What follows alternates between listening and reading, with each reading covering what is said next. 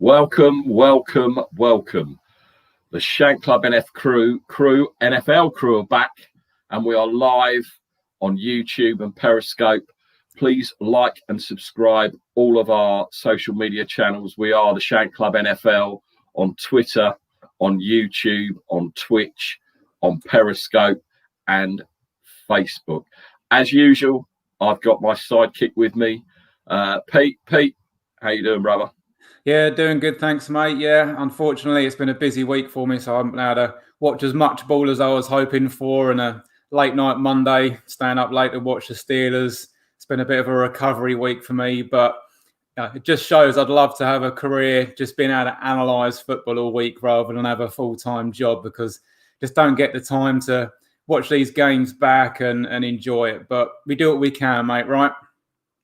Yeah, to be fair, you were pretty washed up Tuesday, which is always funny. You were flagging by the end of the day, which was even funnier. But it always helps. That's the way it goes, mate. But then with the Steelers this year, I don't think you're going to be having many late nights, so you should be all right the rest of the season, brother. Yeah, it should be good. Right. As usual, we have a panel of guests that we're going to bring on. We are bringing on first. We're going to bring on the man that needs no introduction, Jeff Reinbold, Sky Sports, Hamilton T-Cats. He's just everywhere. Jeff, how you doing? I'm great, fellas. I'm great. What a great week of ball. Yeah, for sure. It really, really was. And Jeff, honoured again that you've taken time out of your Saturday to come and join Shank Club NFL again. We very much appreciate it. Also gave me the highlight of my week as well, watching your Coffee with Coach Wednesday night, and I threw in a bit of a curveball for you, and I said, what NFL player would you be and why? I was shocked to hear you say that you were going to be Tom Brady, but I think I caught you on your heels a little bit on that one. Well, I tell you what, man, you think about this now. All the money he's made, all the rings he's got, and at the end of the day, he tucks into bed again with a pretty good-looking woman. So I'd say that's pretty good life right there. Yeah, for sure. Definitely winning. Definitely. Well, I'll give him his lifestyle the go. I'll give him that. Definitely. Right. And last but not certainly least, there he is, hungover, but he's still with us. Jason, how are you, man? I'm good, guys. Good. Glad to be here with you guys again. I'm good. I'm ready to go. I got my coffee in me. We're ready. We love having you on, buddy. I love being here. No mimosa again, so I'm guessing you're downgraded to the coffee again. No. Coffee will get me through it. We're good. Sweet. Right, few things I want to bring up, and we got a few news items and some injury things I want to talk about. I don't know if you've all seen the Panthers game on a playback yet. Mm-hmm. And to me, that sounded like football, and the crowd was there. So whoever the guy was pressing the buttons on the crowd actually made it seem like the crowd were in there, but you could still hear the pads thumping. And bizarrely, the sound kept crackling, where obviously the players are swearing and the bloke's pressing the dump button quick so that you can't hear the guy swearing. The rest of the games, when I was watching them, none of them seemed to have that same kind of atmosphere, which I thought was a bit strange. Because obviously they're all supposed to be at the same level, I'm guessing, on the sound, aren't they, Jeff? Yeah, they're supposed to be, in terms of the decibel, the noise level is supposed to be the same. But, I think that they can do some individual type crowd reaction and typical to your, whatever your team does, all that kind of stuff. But, hey, man, I tell you what, I didn't even bother with the noise because it was just so good to see football again and to see guys out there playing.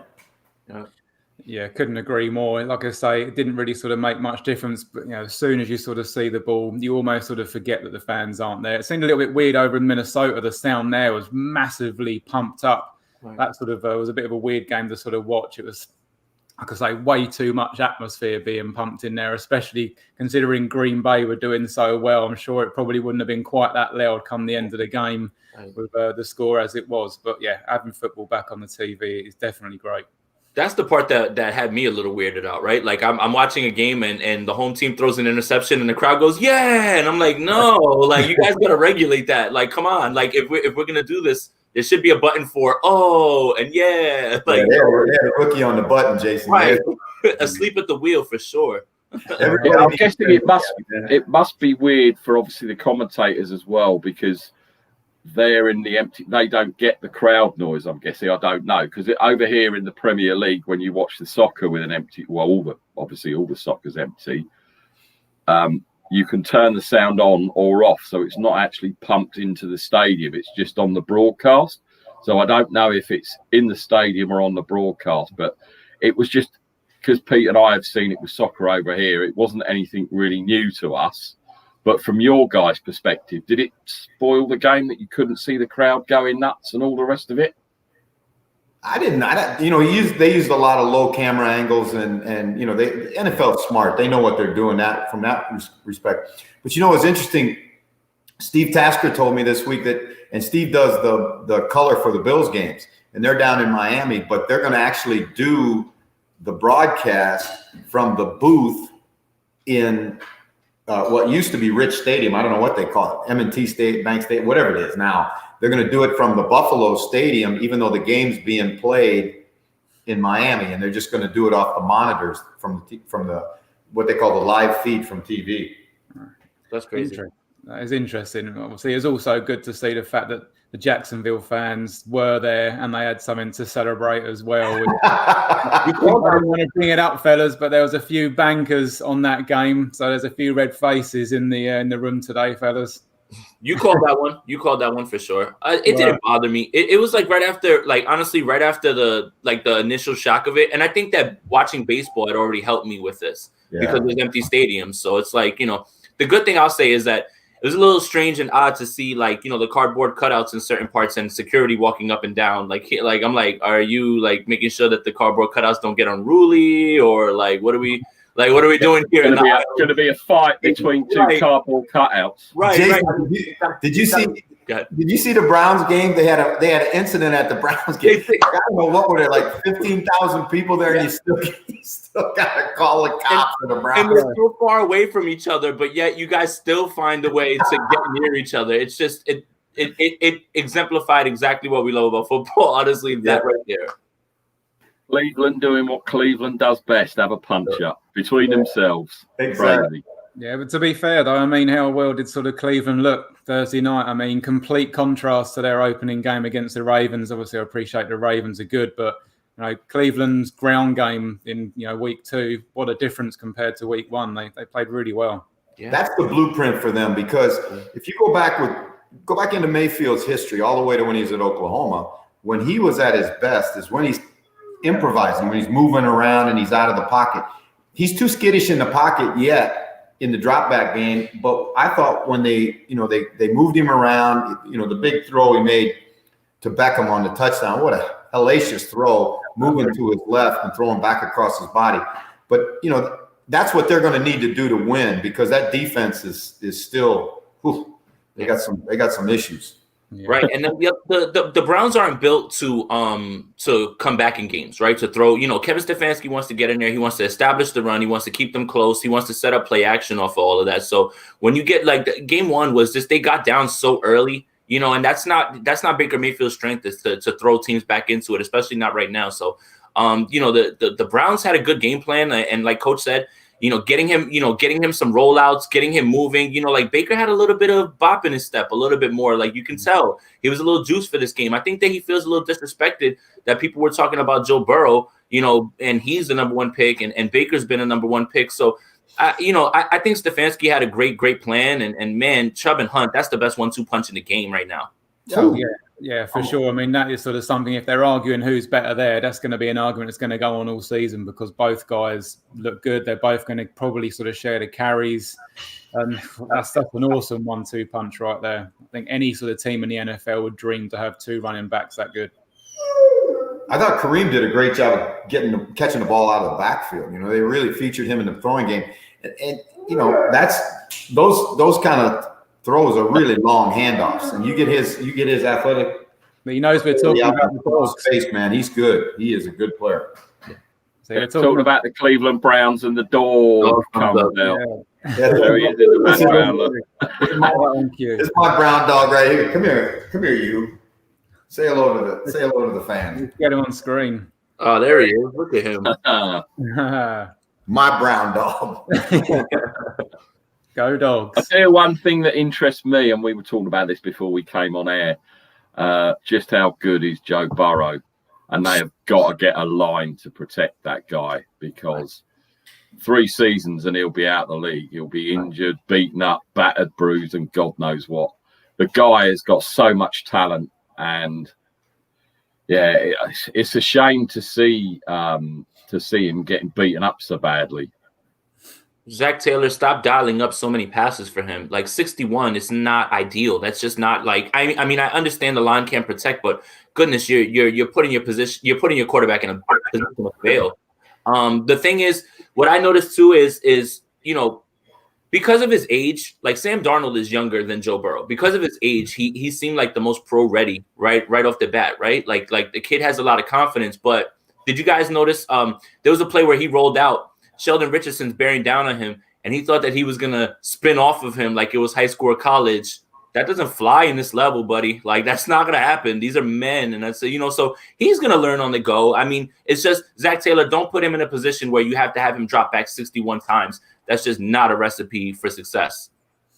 That one where he got body slammed. Is that the play you're talking about? Yeah, pretty much. Like, he tried to spin, and Sheldon Richardson went, get over here, get down. Like, stop that. Like that. You can do that in high school. You can do that in college. In this league, it's not going to happen. You guys talk about Burrow and his background. His dad, Jimmy, played at Nebraska, and his brother played at Nebraska. But his dad, Jimmy, played in the CFL, was a real good player in the CFL, and was a long-time college coach, and coached in the CFL too.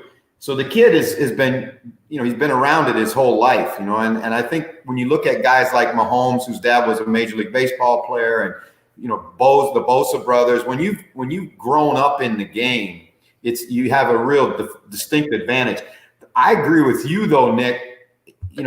He got sacked 3 times the first week and probably hit 20, and I don't know how many times he got hit the other night, but it was way too many.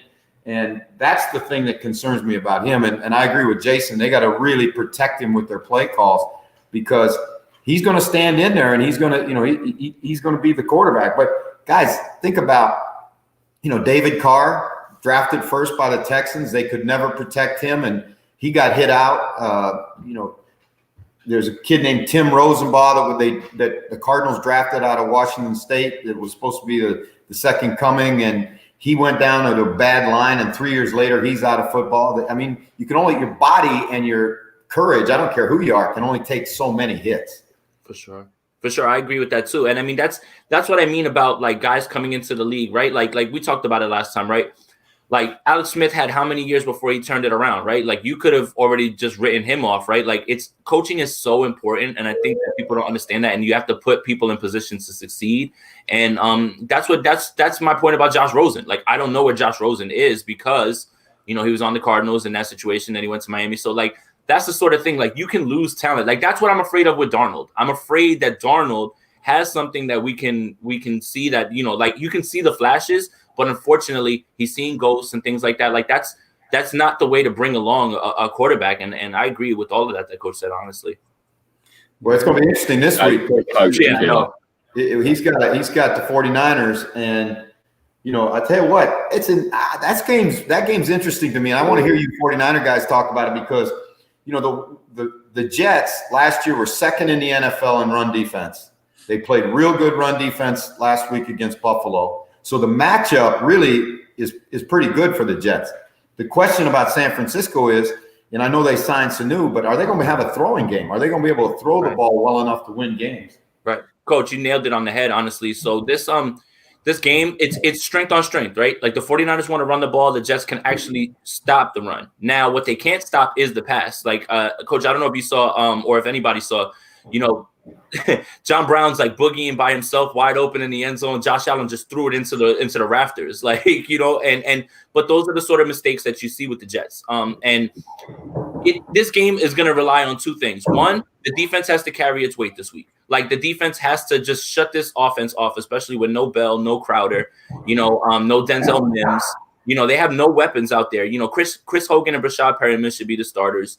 We'll see Frank Gore, all the best, buddy. We miss you. Yep, absolutely. LaMichael Perrin a little bit, but it's got to be the defense and it's got to be Jimmy Garoppolo. So Brandon Ayuk is going to play this week finally, but it's just hard to envision a rookie coming in and being that target that all of a sudden this team misses. No Kittle. It's going to be really interesting. This is going to, if Jimmy Garoppolo wants to get paid $27 million a year, this is the sort of game where he has to elevate his team and win this game for them. And this game's going to be on him and his arm, honestly, because I suspect the 49ers will try to run the ball, but I don't think that they're going to have as much success because, they did pretty well against the Cardinals, but the Jets have a much better run defense.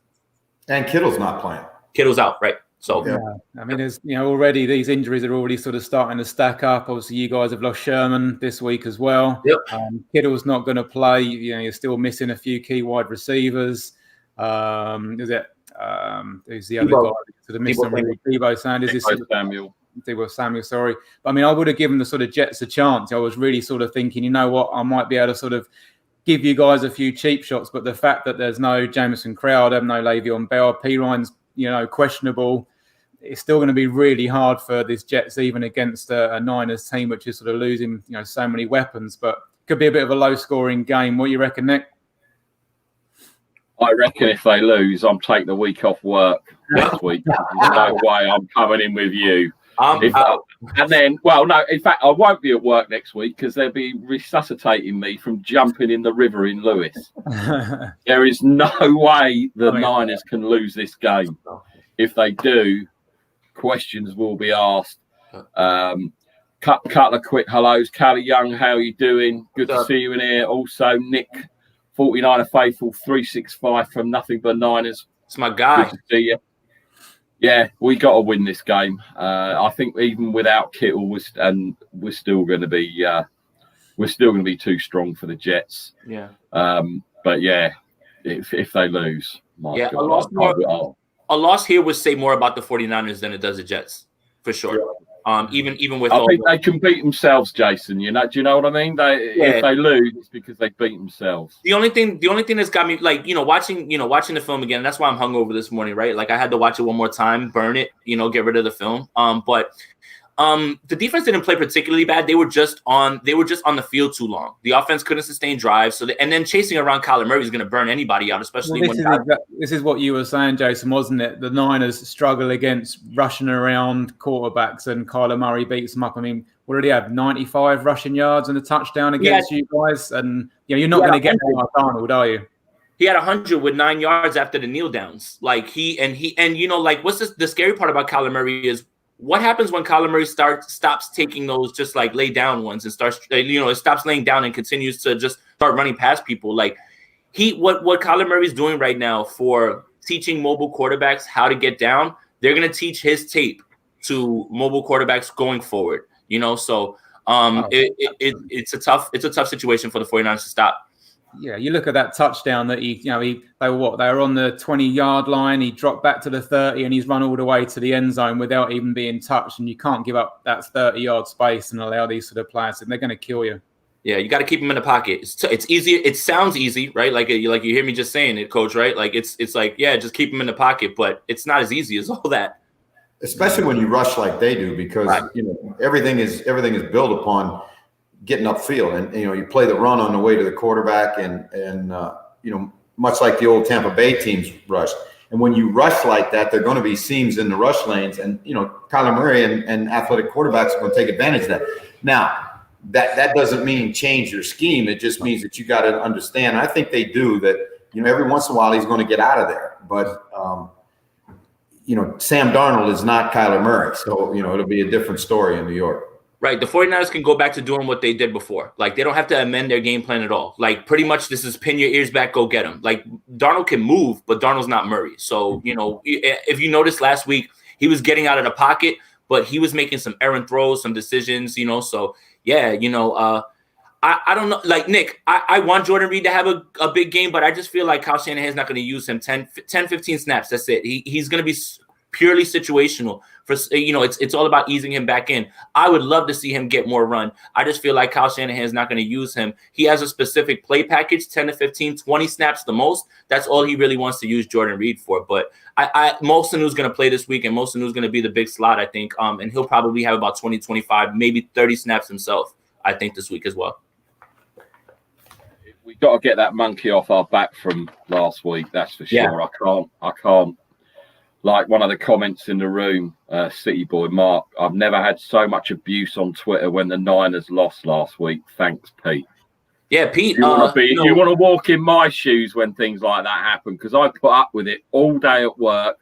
I go out to do my job, and he's still sending me abuse. Right, Nick, last year you had bragging rights over me. I owe you big time, and it's not going to stop. It's not going to stop. Every opportunity I get, I'm going to be throwing you pelters, brother. Pete, remember this. This is a mean game. This game doesn't love you back. Yeah, boy. Everybody loves football. Football don't love nobody. If there is anybody that sets himself up for a fall on anything, Nick will tell you it is me. Trust me, I will set myself up for a fall, but I can handle it. I'll give as much as I take, so I don't care. I'll take whatever. I love it. That for me, that's what sport is all about, to be able to walk in Monday morning, have either a big smile on your face or be able to let your friends have it. That's why we all watch sport, and we love it. It's a passion. Hey, I thought Roethlisberger's quote in his press conference, I guess it was Tuesday or Wednesday, was priceless. He goes, "After the game, I felt like I got hit by a train. This morning, I woke up and felt like I got hit by a car." He said, "Hopefully tomorrow, I'll feel like I fell off my bike." Absolutely, and man, right. I tell you what, you got to give him credit, because he stood in there and got whacked a couple times. Yeah. That one throw on the goal line or in the tight red, when the Jets are +1 in the rush, so he knows he's not protected, and he just kind of falls away and throws it up. That was an unbelievable play. I mean, that's so much awareness by a guy to know he kind of drifted away from the free guy just enough so he could get the ball off. And there was another play as well where it was a bit of a poor snap, and he picked it up off the ground and zinged it in between sort of three defenders, and the pass was incomplete, but it just went straight in his numbers. And I can't remember the play, whether it was Juju or Deontay Johnson, but it just showed he's got the velocity there. He was standing up, he was taking a beating. He loves it. You could tell that he was just loved being back on the field. And I tell you what, I don't know about you guys, but I was watching that game, and I was really, really impressed with the Steelers up front. Now, I know they lost a tackle in the game, but I thought they dominated up front. New York's not great up front, but I mean, you look at their offensive and defensive lines. Their defensive line and their scheme on defense was so good. They involved the secondary guys in the run, and Watt drops and picks a ball off, and they can't block. They can't block the edges because the other guy is smoking off the corner too. And you got Cam Hayward inside, and the Steelers, to me, it's like, you think about them, man, you go back 20 years, and it's just like the same guys every year. It's like somehow they just clone guys and put them in those uniforms. Well, the thing is, it's good to see you talking highly of them, because when it comes from me, it means absolutely nothing. But when it comes from you, Jeff, it means a lot more. So, Nick, I hope you're listening. The Steelers have like no weaknesses on defense, right? Like that front is crazy. Then you have Hayden, you have Hilton, you have Minka. Like where are the weaknesses on this defense? I think that I walked away from this game super impressed by Benny Snell Jr. Yeah. Goodness gracious, that kid is a runner. When I heard that he slimmed down and got faster, camp talk is camp talk, right? Coaches build players up with camp quotes and things like that. Man, did that translate to the field? Because all I had heard all offseason and all training camp was that Benny Snell's here to, really take a chunk of this rollout. And man, when his number was called, goodness gracious, I couldn't tell. It literally went from Connor struggling to find holes to Benny Snell being decisive, getting into the running lanes, and he looked great. Yeah, well, you got a running game with those kind of receivers like they've got outside, and Claypool. And again, it's only one game, so it's a limited supply of evidence. But man, oh man, he's big, he's strong, he's fast. Obviously, Juju's Juju, but man, I like that little dude. That guy is electric. Deontay Johnson's really good. So last year, unfortunately last year without Ben, he was top 1 or 2, I believe, in yards created separation. So, his numbers may not jump out at you. That's where the film comes in, coach, right? Like you see guys getting open, you can't throw the ball to yourself, right? Like you can only do what you can do, right? So like that's the kind of way, like, the stat sheet shows you production, right? So there's a way, Right. Like, explain to me, Coach. Like, when you're in a locker room, right, and you're evaluating game film, right? Like, a guy doesn't make tackles or a guy doesn't make catches, but you see him constantly getting open. Like, what's the grading scale? Like, is it like, okay, you got open, cool, or okay, you get a negative because you didn't do anything on this play? Well, you know what? It's really changed, Jason, in the years that I've been in the game. It used to be that you always gave a player, like a exam grade, like percentages. But you see, that's really so slippery because, like you say, it's about opportunities, plays made when you have opportunities. That's really what we grade now. And then, again, the rest of it is to coach from. So and you bring up a tremendous point, because when you look at him and then you look at, I'll give you another name, OBJ on tape. Too many times when you watch OBJ on tape, you see a guy that doesn't play. He's disinterested. He won't work away from the ball. He doesn't do the little things to get open. And everybody points to him as he's a superstar. He's a super talent. He's not a superstar. Yeah. DeAndre Hopkins is a superstar, right? Yeah. And because of production. And this is a high performance industry, and it's production based industry. And that's where you grade the production and then you grade the opportunities. And you can't grade a guy down if he's doing all the right things, and then the Duck can't get him the ball last year. Right. What was it like as a Steeler fan watching that last year after all those years of Big Ben? It was depressing, but the funny thing was, Coach, is there wasn't any of them games that we were really ever out of. So as much as the ball was just terrible on offense, we were just gaining so much on defense. And I don't know whether that is why we become what we have become in on the defensive side of the ball, is they had to do so much last year. They had to keep us in the game. They had to step up. I'm just hoping they don't take their foot off the gas, because maybe the offense is going to be a little bit better this year. But yeah, it sucked big time to watch. I'll tell you, there's one area where the Steelers still aren't playing real good football yet, and it's been a historical challenge for them. That's the kicking game. Yeah. Okay. Well, obviously, bringing in Dustin Colquitt is going to make a hell of a difference, I believe. What happened to Chris Boswell? Good God. Well, how many they struggle to cover kicks, and they put one on the ground in the game. Yeah, Deontay Johnson had one off his head, the punt. Yeah, it's worrying. I mean, obviously, you must have been sort of screaming at the TV, Jeff, being special teams guy, seeing some of the one that got me going was the Tampa Bay game. You talk about horrible special teams. Right. I heard you and Rob talking about it on Inside the Huddle. I mean, maybe you can sort of go through it again. Pete, so much of that was coaching, really just understanding the situation. Lutz is the normal kickoff guy, right? So now they make a substitution and bring Morstead in to kick off. I mean, on a play after a penalty, so they've got a short field. Well, they're going to mortar kick. It's situational awareness, totally not there. Margus Hunt blocked more kicks as a college football player than anybody in the history of college football, right? So when he comes in the game, he's 6'8". Who do you think you better block? Right? And so they ran that little scheme where the guy runs around the center to try and pull the guard to bait the guard to chase him. And the guard goes down, chases him. Boom, the tackle can't step down fast enough. Wirfs, who's a rookie. And Margus goes in there and blocks the thing. That's a huge momentum change in the game. And then the punt return game, little guy from New Orleans averaged 14.9 yards of punt return. And those are all, he had 4 or 5 of them in the game. Well, those are first downs the offense doesn't have to make in field position. It's just they were really bad in the kicking game. Coach, I have a question too, Nick, and you know exactly what I'm about to bring up. Since we're talking special teams, and I hate to keep going back to the Niners, we could put a pin in it. That's it, and talk about it. But the block punt, right? The block punt. I really felt like there's a lot of people that are like, why didn't Dante Johnson, block, 2 guys? No, it was a beautifully schemed play where they pulled into the hole. Dante Johnson had to choose one. He wasn't going to be able to block both.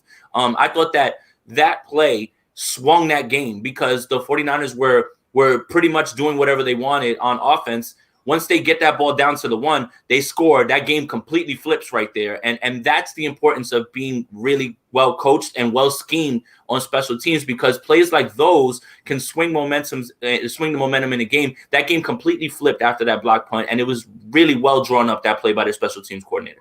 Yeah, it was, because they ran it what we call a double run around. So you got 2 guys come around the center, and now the fullback gets 2-on-1. The coaching point that I'm sure they're making this week when they talk to the fullback is when you get a run around, you got to get up and you got to attack it so that the second guy doesn't have room to enter. And he sat back and waited on it, and then as soon as the guy crossed his face, now the looper got it. And the guard could have helped him a little bit, but really it was on the fullback's technique, not his assignment. It wasn't like he blew the protection. He just didn't recognize when that runaround comes, you better get up in there and not give the second guy a place to enter. For sure. Nick, I know obviously we're planning to talk about a game each and then sort of maybe just highlight on the other games, but I've noticed there's a few comments and questions coming in for our guests. Did you want to maybe sort of let at the end of the day, the show's nothing without the people watching it? Should we bring some of the questions in and let these guys answer them, and then maybe we'll just shrink down our little sort of game talk? Well, I was literally just, the next point was we spoke about the Niners Jets, so let's get some picks. Pete, who's winning, Jets or Niners? Okay, to be honest, mate, I was going to call the Jets, but I've seen their injuries and I just can't do it, mate. So I've got to stick with your Niners on this one. Someone clip that. Jeff. Niners. Jason. Niners. It's going to be ugly, but Niners. Niners all day. Right. We are next game. We've got an actual comment about it from Harrison. Also, big shout out, Harrison. What's up, Harry? I know you were going through something at the moment, and he said big shout out to the Shank Club for helping him today. So we hope we can help. His question is, if the Jags do win, do we have to take them seriously as division contenders? Pete, I'll start with you. Okay, I mean, obviously, so we've got Jags going to Tennessee by the looks of it. So, again, so they're going to Tennessee now. I was a little bit sort of, I wasn't that sort of big on them on that Broncos game. I didn't think they sort of did too much against Drew and his boys at the Broncos. So for me, I've got a sneaky feeling that you could see another sneaky win from the Jags. I just feel that the Titans just aren't quite there. Like, as you always say, Nick, Henry doesn't turn up till the end of the season. He didn't really get many rushing yards against the Broncos. I mean, I think the Jags certainly amazed us all against the Colts, but whether that was the Jags doing great or Rivers just doing what Rivers now does at 38 years old, and unfortunately is an aging QB. I know the Colts running back went down Mac early doors, but they've got backups there. And I don't know, Minshew Mania, it could be something that grows and grows and grows this year. And for all the talk that the Jags were doomed this year, what better way would it be to see the Jags actually? Yeah, because you look at Houston, they were a team that I was big on. They haven't come out the chute. They don't look as good. I think they've got the Ravens this week, and they've got the Steelers next week. They've got a horrible schedule. The Titans, I'm not too sure. The Colts, now everyone's saying, Jags could be the surprise team in this division. And I'm going to call it. I'm going to call Jags. Wow. To beat the team up in Tennessee this week. Pete, yes. Lay down on your couch. Lay down on your couch. All right, now let that feeling go away. That feeling about just let it go. Right? The only way that they are going to be a factor in the division is if there are 3 plane crashes and a tidal wave. I'm glad you said it. I'm glad the coach said it, and I didn't have to. Honestly, does that mean you're going for the Titans, coach? By any chance? Yeah, I got the Titans too. Honestly, yeah. I mean, look. Can I get a do-over? Can I get a do-over? No, it's all right. Look, a mulligan? Look, last week you picked the Jags, and we were like, what is it? And look, so hey, I mean, there's something to it. I mean, look, the Jags roster, like it's fun to think about, possibly the Jags doing things and stuff like that. But it's just the roster limitations that they have, right? Like it's what I walked away impressed with from this game with them. Obviously, Minshew, he missed one pass. He had more touchdowns and incompletions or something like that. This week. 19 to 20. CJ Henderson, the cornerback, man, that kid can play. And the Jaguars got themselves a cornerback. I was really impressed with the way that he was covering out there. He made some plays. Now, did Phillip Rivers throw some balls that he shouldn't have? For sure. That's Phillip Rivers, but yeah, it's going to be hard for them to compete. I mean, honestly, it's just, and I think it's important to not super overreact to week one. There's a lot of teams working through kinks and things like that. So, week one very rarely describes a team's season. Sometimes it does. Sometimes you can see right away what a team is in week one, and that kind of carries over through the season. Sometimes people just have, bad week ones and that's not who they are. So, I mean, it would be a great story if the Jags did. I just have a tough time seeing it, and I have a very tough time seeing them beating Tennessee. Derrick Henry had 31 carries for 116 on Monday night. I know they're not going to have AJ Brown, but look out for Jonnu Smith, man. Ryan Tannehill loves him, and I think that the Titans, they're going to run the ball. Mike Vrabel's going to have them run the ball with Henry until he can't run anymore, which I don't know when that is, and they'll get out of there with the win. Did anybody get to see how good Clowney was in his opener? Was he limited? Yeah. The guy just, didn't even practice hardly until he went out. I mean, he made a couple plays, but he'll get better as it goes on. It's interesting, Jason. I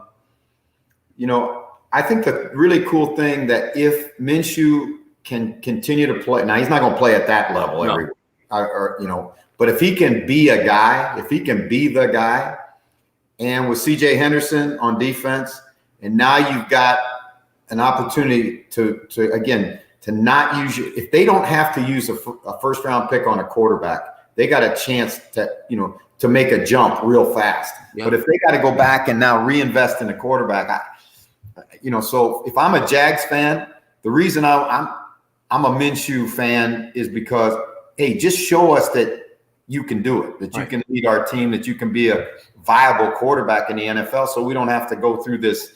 Because you look at the success rate drafting quarterbacks, it's about 50% in the first round.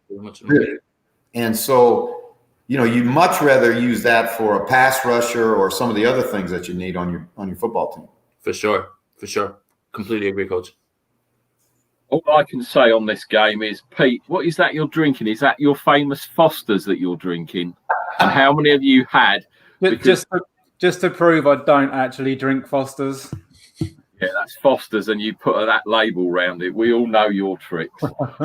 For me, sorry, there is going to be a lone wolf situation, Pete. So warm up your best lone wolf voice, because Mark, City Boy 100, called it. I am definitely picking the Tytoons, Pete. So the lone wolf is on you. Hey. That was good. Good one. There you go. Right. The dog got scared. I'm not surprised that my dog started barking and she's way in the house.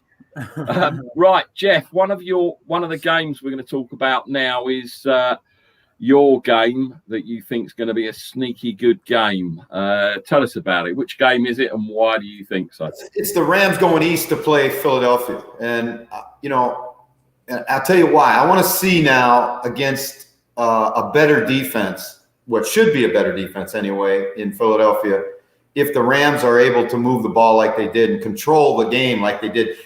I thought they did a great job of using no huddle, speeding the tempo of the game up, slowing it down, keeping Dallas kind of on their heels defensively.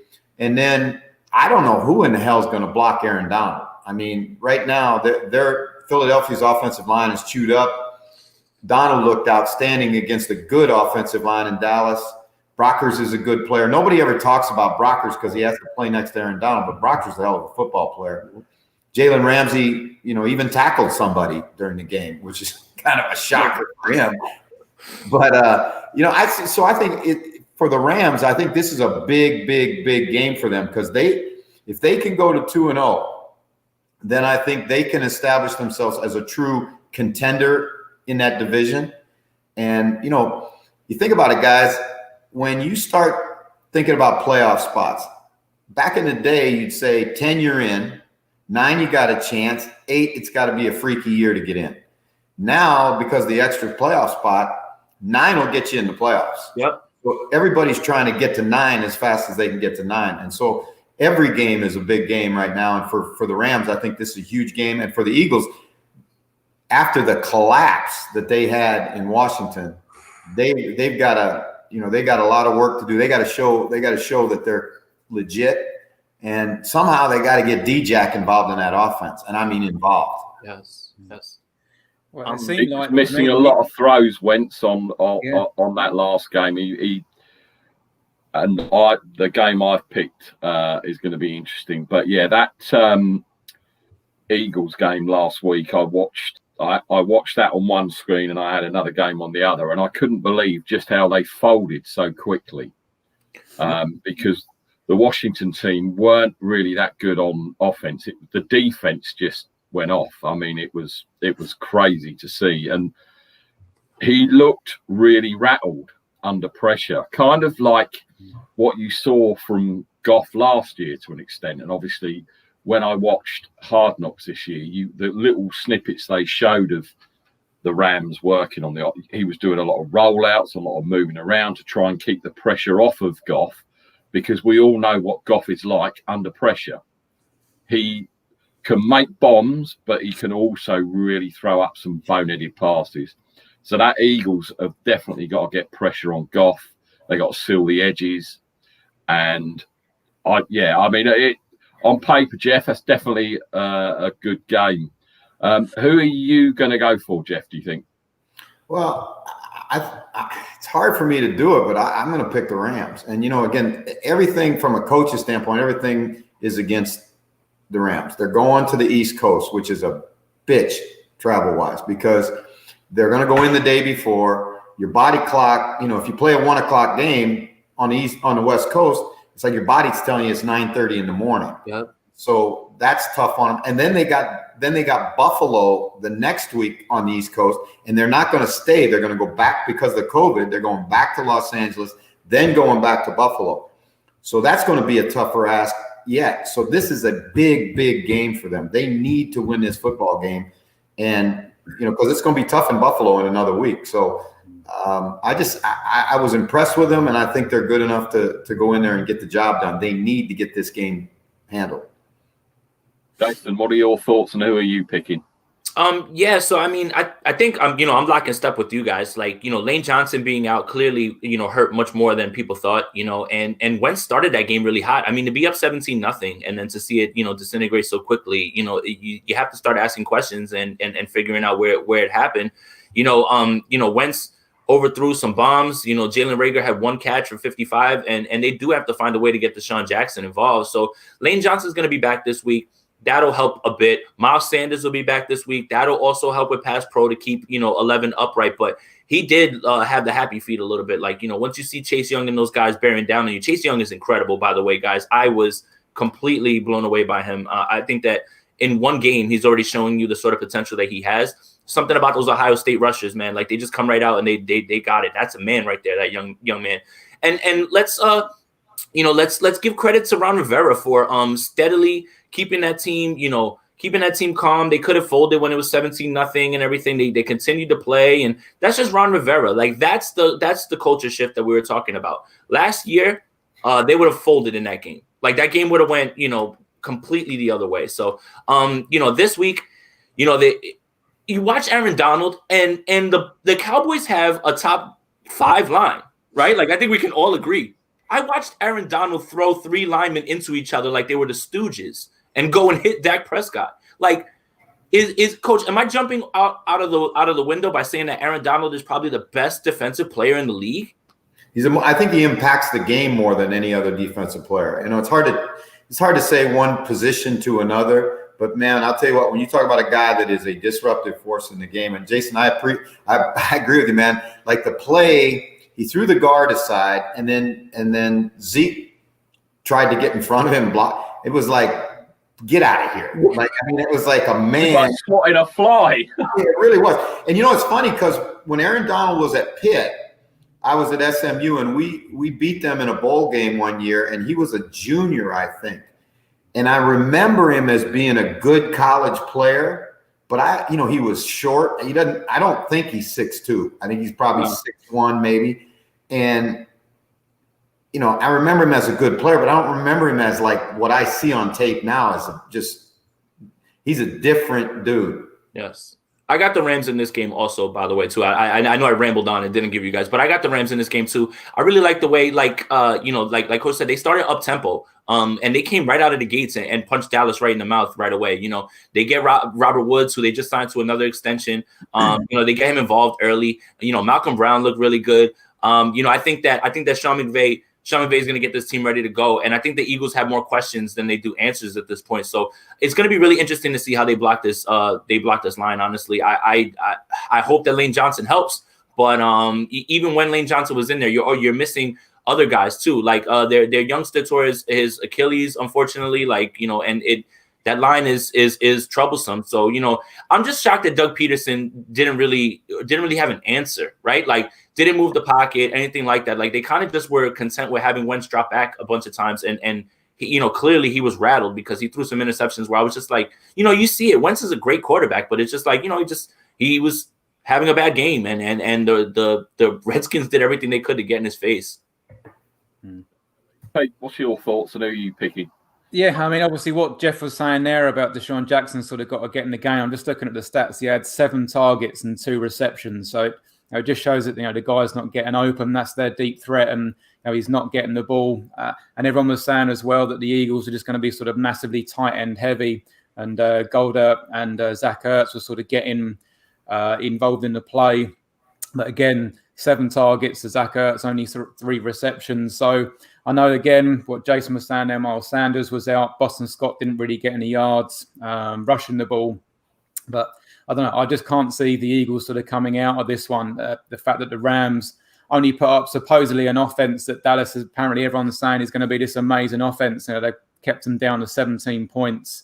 So the fact that the Eagles offense isn't really firing on all cylinders, the Rams are good on defense. What you were saying about Aaron Donald as well. I mean, that guy was big all preseason. He was bigging up, all these sort of posts on Instagram. But it's great to see a player back it up. He can talk the talk, but he can walk the walk as well. And the guy's a beast. And you imagine getting him. I know the offensive line is normally pretty good in the Eagles, but I really see the Rams sort of dominating in this game. And taking it. I can't see the Eagles getting this win, even though it is over on the East Coast. For me, it's the Rams. One more question real quick before you go, Nick. I'm not going to take too long with this one. Here's something else that I found interesting. So there's been rumors out of Eagles camp that there was this big blow up between Zach Ertz, who's looking to get an extension, and management. Apparently he yelled at some people. I found it interesting that in the beginning of the game, Zach Ertz was like a target hog, and then they changed it, and Dallas Goedert was actually the one that was running more routes and getting all the targets. Is there anything to, and I mean, Coach, you could probably give me more insight because you've been inside those locker rooms.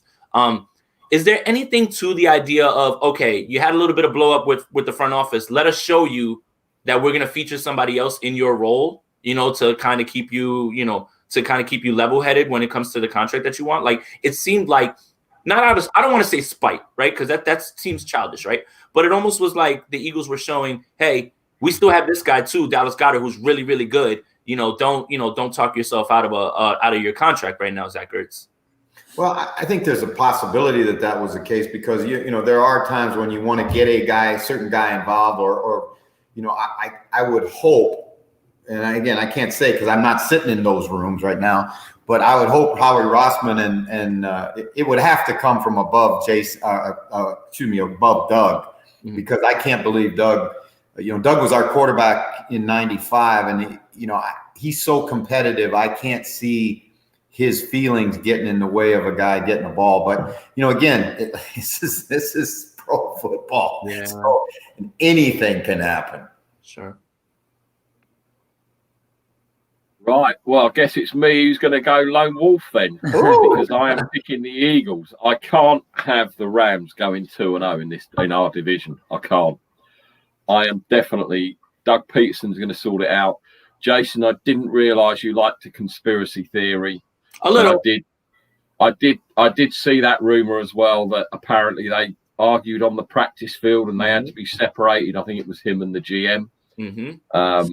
But Wentz and co have got to get it. I don't think Peterson's going to let it slip. So yeah, I am going to go.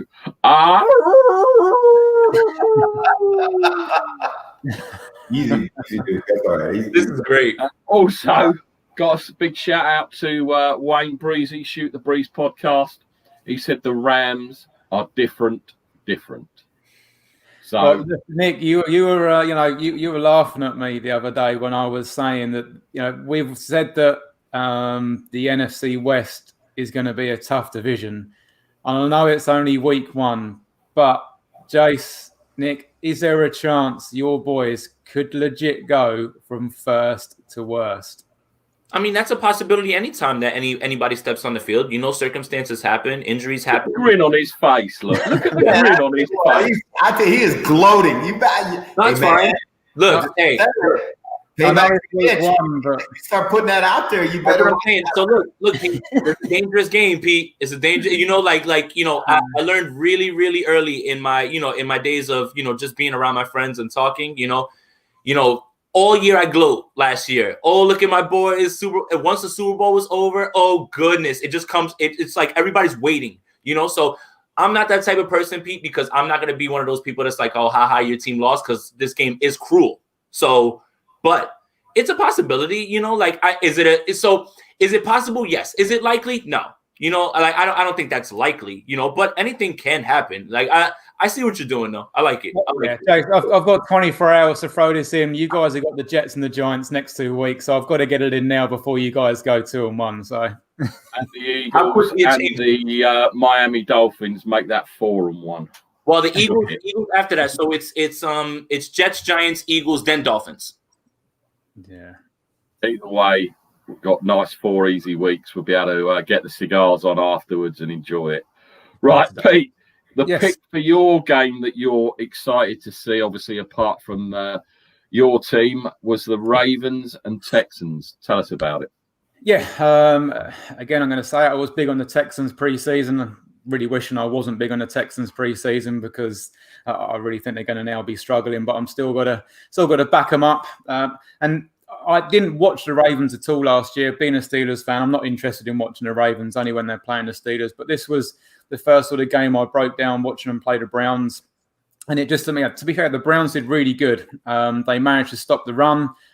So for the NFL's best ever rushing defense, they pretty much snuffed them out. And the fact that Lamar was their top rusher with 45 yards with Dobbins and Ingram there kind of said it all. But the trouble is with the Ravens, you snuff out the run, they'll beat you in other ways. And me and you, Nick, were surprised when we saw last season how many touchdown passes Lamar threw. It goes unsung with that rushing offense they had last year. We don't realize how good they are in passing. And it's amazing how many times I see their receivers and their tight ends, they're wide open. And Lamar's sitting back there in the pocket like he's got a cigar on. He's not getting touched. He makes it look so easy. And I don't know, these Ravens just look so strong. And again, I kind of I do fear for Houston. Before the beginning of the season, I would have thought this was going to be a really sort of close game. But now, if it wasn't the perfect blueprint that Houston played Kansas, they now play the Ravens. So, they should sort of have a slight idea of, maybe sort of how to play them. But I look at it, there's a potential that Duke Johnson's out. David Johnson looked sort of really good. He was one of the bright sparks that we saw Thursday night football. I thought he looked really good. But I still think if they struggled to stop the running against Kansas. So if the Ravens can get the rushing game going as well as the passing game, I do fear for them. But for me, I just think it's going to be a bit of a tasty game. I'm going to certainly watch the Ravens a little bit more this year. And I was big on the Texans, so still following them.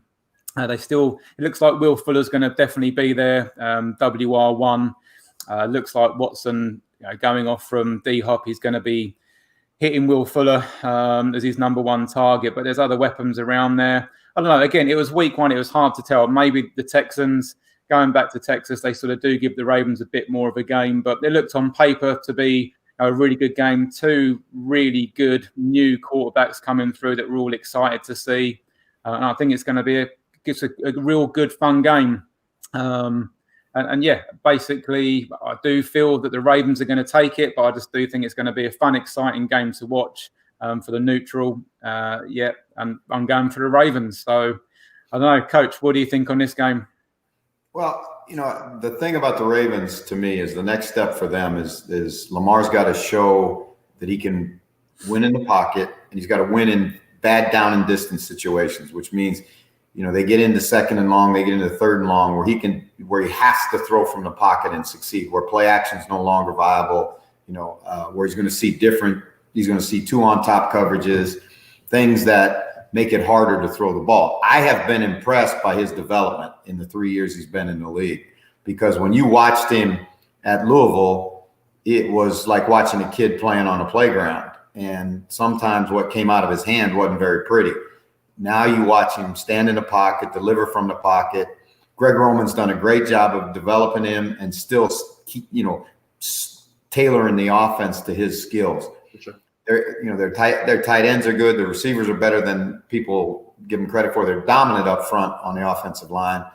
And then Wink Martindale on defense in Baltimore, is one of the more imaginative guys you see. I mean, he really, really puts guys in great position to succeed. Calais Campbell, I think, has been a good addition to him. Patrick Queen, gives him the sideline to sideline linebacker. And Patrick Queen reminds me of Ray Lewis in a lot of ways. He's not, Ray was 6 foot tall linebacker. He wasn't a great big guy, but he had a great motor and he ran sideline to sideline. And Queen might be a better blitzer than Ray Lewis was. So, I think they're a good football team. They play great special teams. They're extremely well coached. They got a great culture in their building. So I think that's a great football team. Now, on the other hand, you look at Houston, the pressure's going to build on Bill O'Brien real fast, because D-Hop goes off in his first week away, and they struggle on offense. I don't see it getting better, frankly, in Houston, and that's tough. And I would not be surprised if Houston finishes third in that division.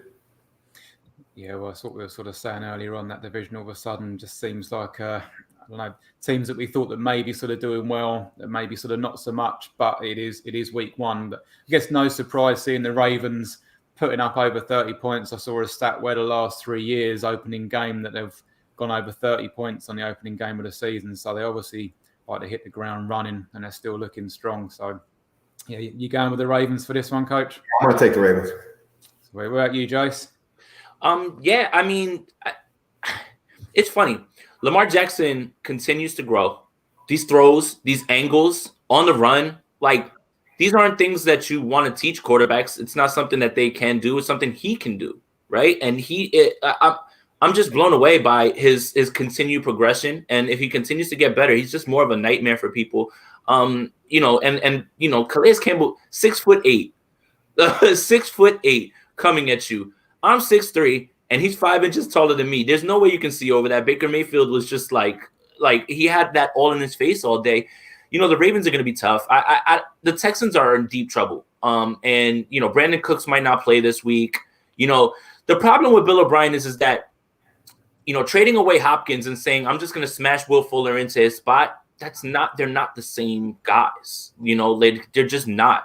Will Fuller is more of a down the field guy who should be seeing other coverages, the second corner, right? He shouldn't be seeing all the attention, right? That's what Hopkins drew away from him. That's what made them so formidable when they were on the field. Now, we all know injuries, derail Will Fuller's career so far, but whenever he's been on the field with Deshaun Watson and Hopkins, he's dominated. So it's hard to expect Will Fuller to suddenly change his role to be something that I'm not certain that he is. And I think that's a little bit more on the personnel decisions, like trading away, like on Thursday, that first Thursday game, you can tell the Texans could have used DeAndre Hopkins. Like, imagine, did you see how fast Kyler Murray and him just got it together? Now, give them a whole camp, give them a preseason, and then we're really, really talking. So it's Bill O'Brien's really, this hot seat is going to get hotter and hotter, and this schedule is not doing him any favors. Yeah. Kansas City, Baltimore, Pittsburgh, that's a death schedule the first 3 weeks, honestly. Like, you're talking about 3 of the better teams in the league. And it will be hard for any team, let alone this team, to succeed. Yeah, give me the Ravens in this one all day, honestly. Poor Deshaun Watson, man. Yeah, for sure. Nick, tell us about it. One word. Ravens. That's all I need to say. I think they're going to smash them to pieces. Yeah. Sorry, Graham, if you're watching from UK Texans, but as everyone's kind of alluded to, Bill O'Brien, the pressure on him is getting more and more and more, and I don't know whether he's going to have any answers. Will Fuller, like Jason said, he's not a direct replacement for D-Hop, and he can't stay fit. That's always been his issue. He's a great receiver when he's out there, and he's got great hands, but he can't stay on the field. So for me, I just can't see anything other than the Ravens, and I feel really sorry for Deshaun Watson because I think he's going to wake up feeling like he's been hit by a Mack truck come Monday morning. One last thing too. Last year, these two teams matched up, and the Texans were much better. The Ravens throttled them. Like the game wasn't even close. So I take that for whatever it's worth. Got one quick comment that we need a one-word answer from, just coming up from the Hellhound. Before the game, who would have taken the Bengals over the Browns? Anyone? Not me. Not me. Yeah, tough to say. No, it's rookie quarterback. I'm actually 1-0 in the Pick'em League, so I got it right. So I'm pleased because probably the rest of it's going to go to shit. But at least I got the first one right, and that's all that matters. Right. Next game, briefly, Panthers Buccaneers. Did anyone think that Brady was in a bit of trouble last week, or was it first week nerves, or what do we think about the Buccaneers versus the Panthers? Pete, what do you think? I'll be honest with you. What I said at the start of the show, I haven't been able to sort of break down many games this week, and the Panthers Raiders and the Bucs Saints were two games I didn't get to sort of check out. All I've sort of heard is a few podcasts. And I did see the opening drive for Tampa Bay, which looked great, but I think that was pretty much all you really saw on the good side of it. And by the sounds of it, it just sounded like they just weren't clicking yet. Tampa, it's still going to take a little while before things, like I say, you've got a player there that was playing the same scheme for 20 years at the New England Patriots. To expect him to sort of come in on a wacky off season and expect him to sort of be in tune with these wide receivers, tight ends, it's not going to happen.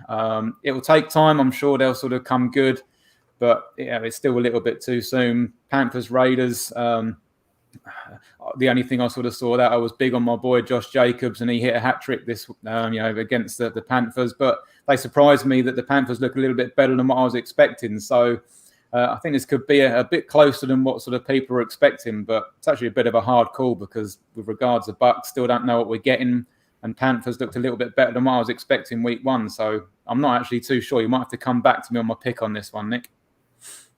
Oh, so you're going to listen to everyone else's opinions and then you're just going to draw on what we say?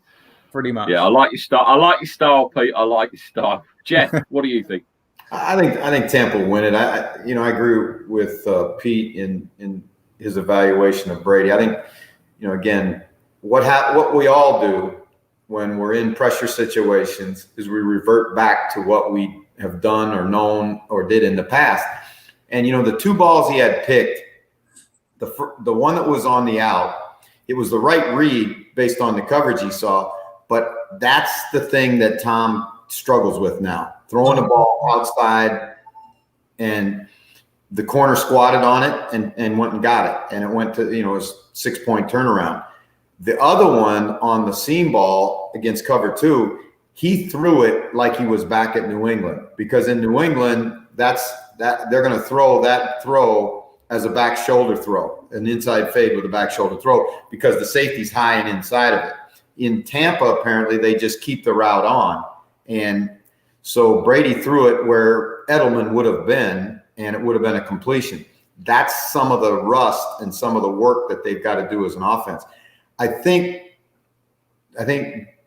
Arians has got to meet Brady a little bit halfway, because They did not get in one snap of empty. And if you remember in New England, he was great out of empty because he always knew where his hot was. He always knew where he could go with the ball fast, and he could carve you up. They're a little different offense in Tampa Bay. It's going to take them time on both sides. It was interesting to see BA get after him in the paper, which surprised a lot of people. But if you know BA, that's BA. And their defense, I thought, was a positive. I really they played well up front. And Ndamukong Suh, Jason Pierre-Paul, they got guys, and so I think Tampa's going to be all right. I think they'll be one of the teams once you get to November, we'll be talking about a playoff possibility. Big shout. Mm-hmm.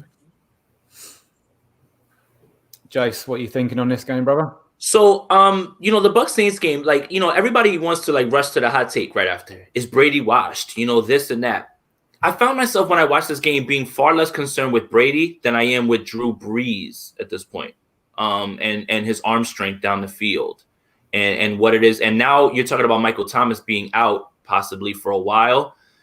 This offense is going to drastically look different. Drew Brees was much more worrisome than Brady. And I think it is really just that of week one, no preseason. That was a preseason game, pretty much how they were running their offense, trying to get things right. Mike Evans was limited all week with a hamstring injury. Bruce Arians even said after the game he felt bad for the way that he used Mike Evans. There was still some balls that I saw Brady throw that I was like, man, look at him spin that. Look at him spin like that. The opening drive, the throw to Chris Godwin, going to the numbers, that's beautiful. How is it that this guy can still make those sort of throws? It's overstated about being the GOAT and everything, but I feel that they're going to be fine. What I was far more impressed with on the Bucs was the defense, and Coach nailed it. Levante David is a guy that nobody talks about in this league at linebacker, at all. Ask anybody who they think the best linebackers are.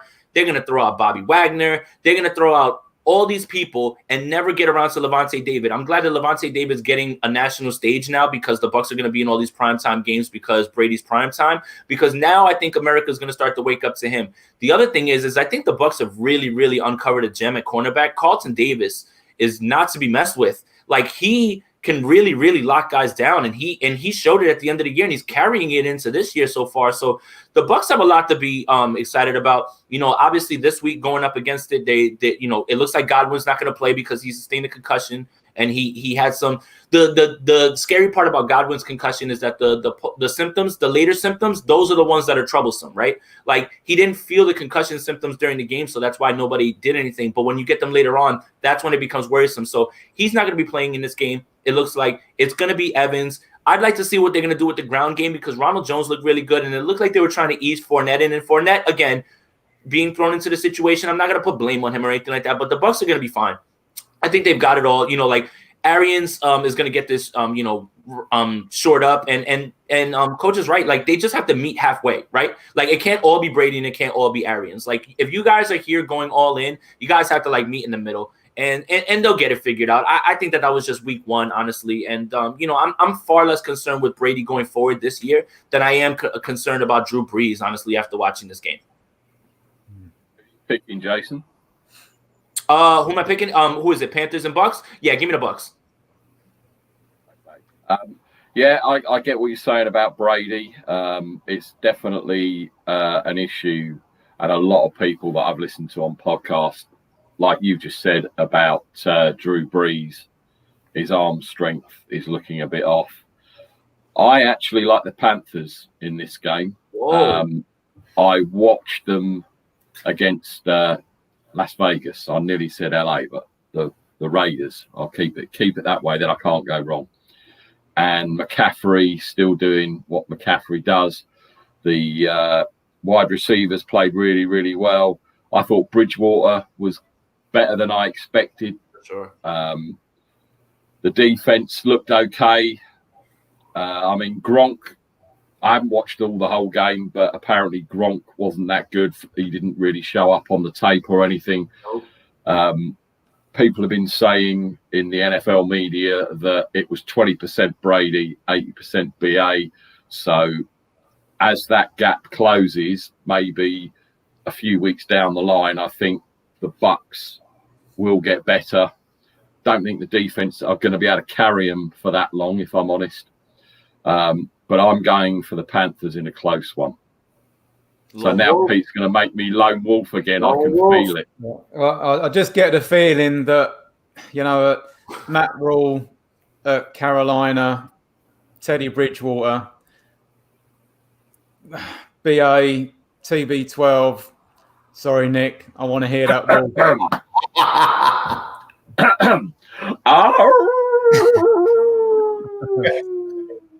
Hey, Nick, one more thing to piggyback off of too. What I was really impressed with the Panthers last week was I was impressed with two things that Teddy Bridgewater did that we didn't really see him do. The deep ball to Robbie Anderson, that was beautiful, and he's much more mobile than I thought he would be, and that's really great for Teddy. I'm really happy for him. Talk about good stories and things that make you feel good. I'm very happy that Teddy Bridgewater has found at least a little bit of a home in Carolina, and I was really impressed with the way he looked in week 1. Like, I'm happy for the guy. I root for Teddy Bridgewater for sure. Yeah, that's I mean, when he went to the Vikings, when they took him, he looked really, really good up until he got that really serious injury, and it didn't happen for him after that. And as you say, I do think he has found a home. He did look good. Okay. Right, Pete, we're going to talk about your team now. Well, I'll tell you what, mate. Let's jump on the games that everybody's chosen first. We'll stack them, and then we'll see what time we've got left for the other game, shall we? Because I'm interested. Right, Jason, do you want to lead off with your game? Yeah, so originally when I got my picks in, Nick's like, hey, pick a game. Coach, I picked Rams and Eagles too. Like I was just fascinated to see how the Eagles line was gonna hold up this week. This week, though he said, hey, coach already picked that. Cool. I have another game that I'm really interested in. I'm really interested in Atlanta and Dallas.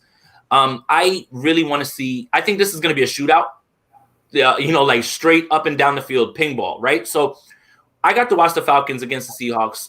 And the Falcons are just going to be throwing the ball. Like they didn't involve Todd Gurley at all, really, in this game.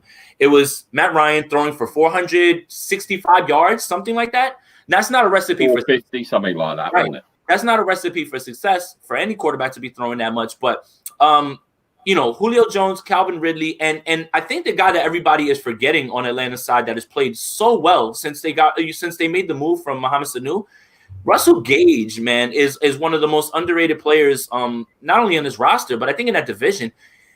He's had, I think it's like the last 5 games, he's had at least 11 targets. He was great last week, so now you're talking about 3 guys, that you have to cover. I think Dallas is going to struggle with that, but I also think that they're going to put up points. Coach, what did you think about McCarthy's choice on 4th down? Because he's always taken so much flack in Green Bay for never going for it, right? He comes over to Dallas and he says, I got my analytics guys with me, so we're changing things up, right? And then when he goes for it, everybody's like, what are you doing, McCarthy? And I'm just baffled. Like, do you want the guy to go for it or do you not? Welcome to coaching, man. That's whatever decision you make, if it doesn't work, it's the wrong decision, and you got to live with it. And I think, I give Mike some credit that I think he's trying to reinvent himself after especially the way it ended in Green Bay, and he probably right now wishes he had that one back. But I like his aggressiveness, and the thing that was just concerning to me about Dallas is, as good as that offense is supposed to be, he scored 17 points. And defensively, you lose Sean Lee now, you lose Van Der Esch. Tyron Smith is iffy this week. And if Tyron Smith and you lose your tight ends, Amari Cooper's questionable breakout year. Right. It's going to be tough. You can't lose frontline players like that continually and expect that you're going to be able to win. I agree with you. I think this one's going to be, if you like points, watch this game. Right. Man, fellas, think about Atlanta's defense from halfway through the 4th quarter at the Super Bowl a couple years ago to now. They have completely fallen apart. Yep. They can't stop anybody. I mean, they can't stop anybody. And that's Dan Quinn's specialty. That's right. Thank you. Defensive coordinator. Right. They don't have defensive coach. Right. I don't get that. If you're a defensive coach and your defense struggles, that's an indictment. It's scary, really, because since that meltdown at the Super Bowl, they've never recovered defensively, and they've tried to bring guys in, they've tried to draft guys. They're just really poor on defense right now, and it doesn't matter how many yards you throw for it.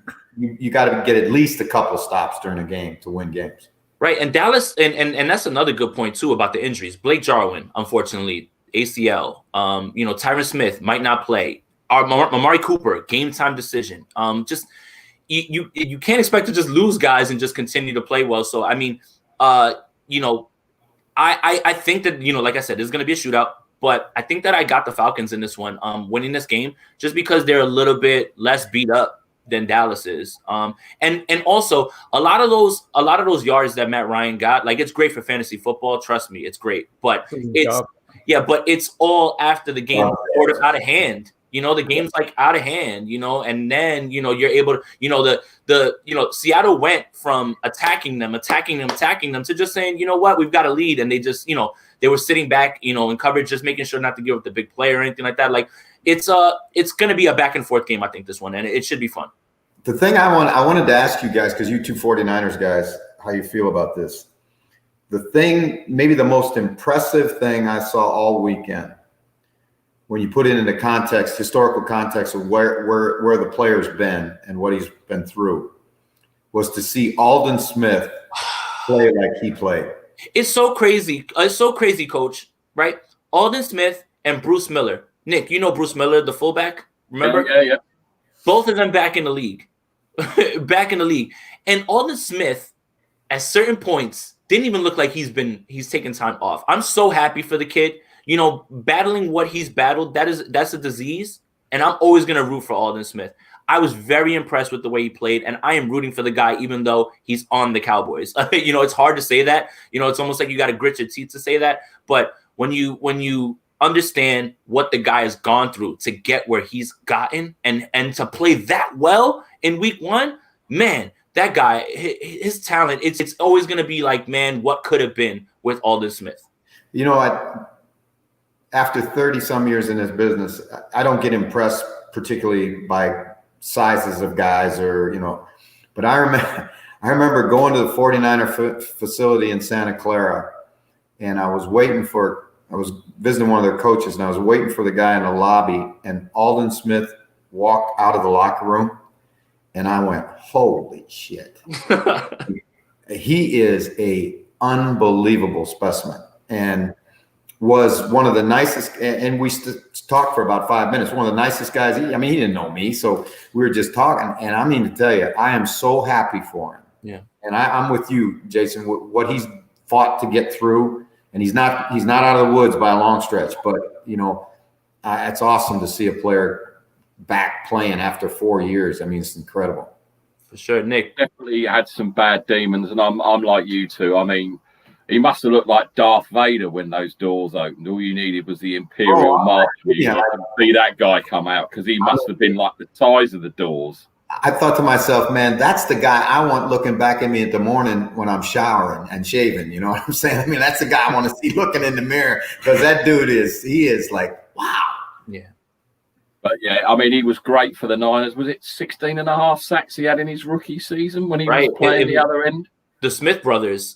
Justin Smith used to gobble up those double teams, and Aldon Smith would be out there speed rushing on one guy. It was really unfair. Like, the 49ers had the formula at that time. Hate to keep going back to that, but yeah, it's just a great story. I'm just happy for him. I just, stay on football, kid. Just stay there and just keep your mind on football, and you'll be all right, I think, Well, having Jimmy Tomsula has got to have helped him a tremendous amount, because Jimmy is really good with players, first of all, and especially with players who have off-field stuff with issues or whatever. He really understands and helps and tries to guide.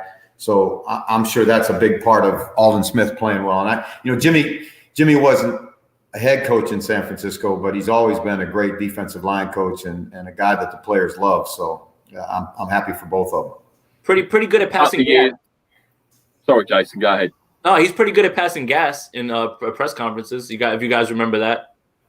I was just about to say the only there's two years I kind of forget in the recent history, and that is the Tom Sula era And the Chip and Kelly. the Chip Kelly era. Forget never it. happened. Those 2 Never years. happened. If you don't remember it, it never happened, and it didn't happen. Well, exactly. I was going to say a lot of hippies in California don't remember the 60s because they were smashed all the way through. So that's what I'm saying about that. Listen, they have a term for that in psychology. It's called denial. Yep. And it's not just a river in Fully Egypt. in denial. I think every 49er fan is. Oh, yeah. And it's not just a river in Egypt either. My take on this game, I think Atlanta do have a shot. I mean, you got 7 starters on both sides of the ball out for the Cowboys, cut on the offense, and then obviously their starting linebackers are out. Can Matt Ryan keep up if it goes into a shootout? For sure. Yes. That defense should have been better. The Dallas defense should have been better. I was actually really surprised that they weren't as good. My heart says the Falcons. My head says the Cowboys, but I am going to stick with my convictions. Matty Ice, bring it on. Boom. So for me, it's the Cowboys. Pete, who have you got? I seriously think that the Falcons have got her up their run game. You can't just keep having Matt Ryan slinging it out there. But he has got some amazing weapons there. And the Cowboys, for me, are nowhere near as good as Seattle. I know that Matt Ryan put a lot of his numbers up when he didn't necessarily need to. You know, Seattle was sort of possibly taking their foot off the gas. But I didn't expect the Rams to beat the Cowboys. I don't think possibly the Cowboys are going to be quite as good as everyone thought. And Jace, if you're saying it's going to be a gun show, there's only one man that you're going to back in a gun show when it comes to Prescott and Ryan, and that is Matty Ice. So I'm going with the Dirty Birds. Nice. Coach? You know, and keeping with your gun motif, I'm gonna say this: looking at the Falcons' defense, that's like bringing a pocket knife to a gunfight. Right. So. Yeah. I just, you know what? The thing and this sounds crazy, but the way the Cowboys were built structurally, defensively, was to get after the passer. DeMarcus Lawrence, now they got Aldon Smith. The one thing they can do is rush the passer. Mm-hmm. When you're rushing Matt Ryan, you're not rushing, some of these great quarterbacks now that can get out and get away from pressure. So I think they'll have success rushing the passer. I think the Cowboys have the ability to control the game with their run game, and Atlanta has got to show me. I don't know how they're going to do it, but they're going to have to show us that they can stop the run. I think we're going to get. I'm not a fantasy football guy at all, but if I'm in fantasy, I'd take Zeke as my running back this week because he's going to get a ton of touches. Oh yeah, they're going to need to run to control the game. So I think the Cowboys will win it, but I think it's going to be close, and I think it will be. 50 points will be scored in the game. It's going to be hard to sort of see, obviously the run game because Seattle didn't run the ball at all against the Falcons, and obviously the Cowboys are going to be running a lot more. So it'll be interesting to see.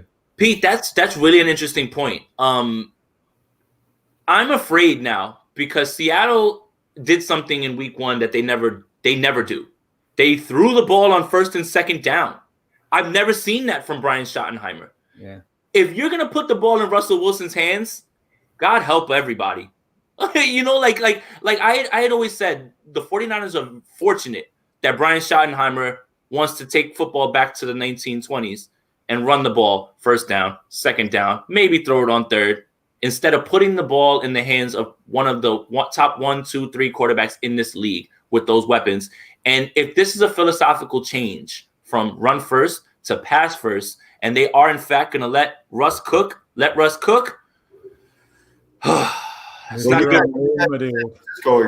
exactly right. That's a great take because Pete said after the game, we got to get our running backs involved. And I thought to myself the very same thing.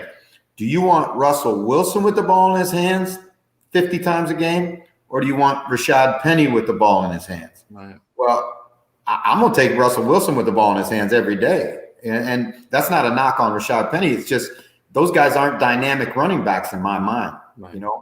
And Russell Wilson and I know everybody's in love with Lamar and Patrick, but Russell Wilson might be, when you consider what he does with what he's got around him, he Best might in be the game. in football. Best in the game, I think, too, as well. I think that he does more. He carries his team more, and he can do more, I think. You know, like, I don't want to just downplay Patrick Mahomes. It's just something about Russell Wilson being on the field. You're never out of the game. He's steady. He just, you know, look, it pains me to say all these things, but it's just what I see. And if they're going to allow one of the better playmakers, one of the better deep ball throwers in our game to have more opportunities and let him cook, goodness gracious, things are about to start to get hairy for defensive coordinators. How about the throw he made on 4th down? That was. I'm just, it blows my mind that, you know, like here's the thing, Coach. Like, I watch guys, and I just have an opinion, right? I'm just a guy, you know, talking football. What do I know, right? Like, sometimes I look at evaluators and I'm like, what are you guys thinking when you're putting these game plans together at times, right? Like, you know, and that's just my opinion, right? Like, if there's another way that I'm missing, that's completely possible because I don't know everything. You know, I'm just observing what I see. But it's like, at times, it is as simple as put the ball in the hands of your best playmakers and let them go to work. You know, don't overthink it. And I had always been afraid of, you know, Brian Schottenheimer waking up one day and them doing something like this. To have Russell Wilson throwing on 1st down, it's just, goodness, I'm scared. Jason, what in my mind, what great play callers do is they always think players, not plays. And again, if that's what has happened now in Seattle, the Seahawks are going to be tough. Yeah. Was it weird as well seeing Greg Olsen on a Seahawks jersey as well? He's steady. He's steady, man. This is a win now team. Seattle with this Jamal Adams thing, what they're telling you is this is the year we're going to go for it. And week 1, they showed a change. So they're going all in. Nick, I'm scared, Nick. I'm scared. Come pick me up. Somebody tell me something to make me feel better. I wish I could. And I hate that little pipsqueak number 3, but as you say, best in football at the moment.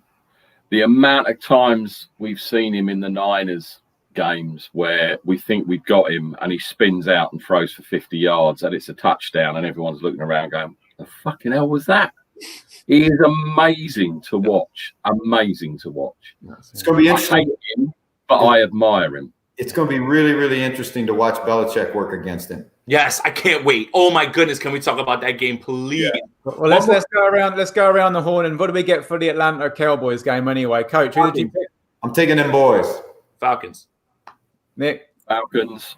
Yeah, I was going for the Falcons as well. So, did you want to jump onto the Seahawks-Pats game then? What you mean? Jeff doesn't do a lone wolf. I think he should get his dog to do a lone wolf. There you go. One more thing, guys. On the Shank Club.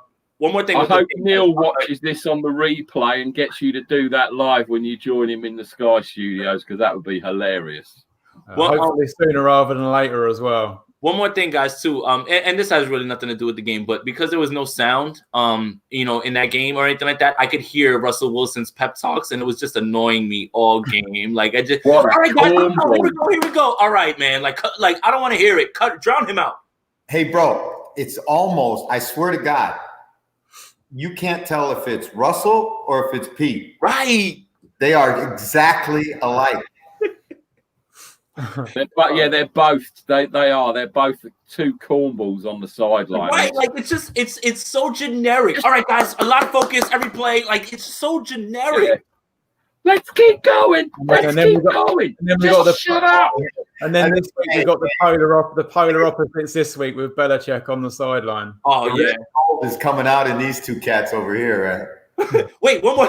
Belichick was asked after the game and this is like a gold quote. This is why Bill Belichick is just like must see press conference. Hey Bill, have you ever done anything like this where you played a game with no fans, anything like that? One word: practice. I'm like, that's it right there. That is it. He's only a coach that you can love if he's the coach of your team. I love when we go to the Super Bowl and I love to go to his press conferences because I'm telling you, the cat is funny. Yep, he is funny. He really is. He really is. he kind of just plays with the media. I mean, he just he loves getting these beat reporters and these out of town guys, and they'll ask him a question, and it'll be, yeah, next, no, next. Will you watch the film next? And it's like he's so deadpan. He's hilarious. So, Coach, how do the Belichick and the Patriots beat the Seahawks, or is it just an impossibility this weekend? No, I don't think it's not. I don't think it's an impossibility. Now let's go back to when they played in the Super Bowl, because he's played Russell before, and he's played him in big games before. They did everything they could to make him win in the pocket. Now, where I see they're a little bit different than they were before, Lockett and the new guy out of Mississippi, they're going to be a handful for that secondary. But that's the Patriots' strength, is their back end.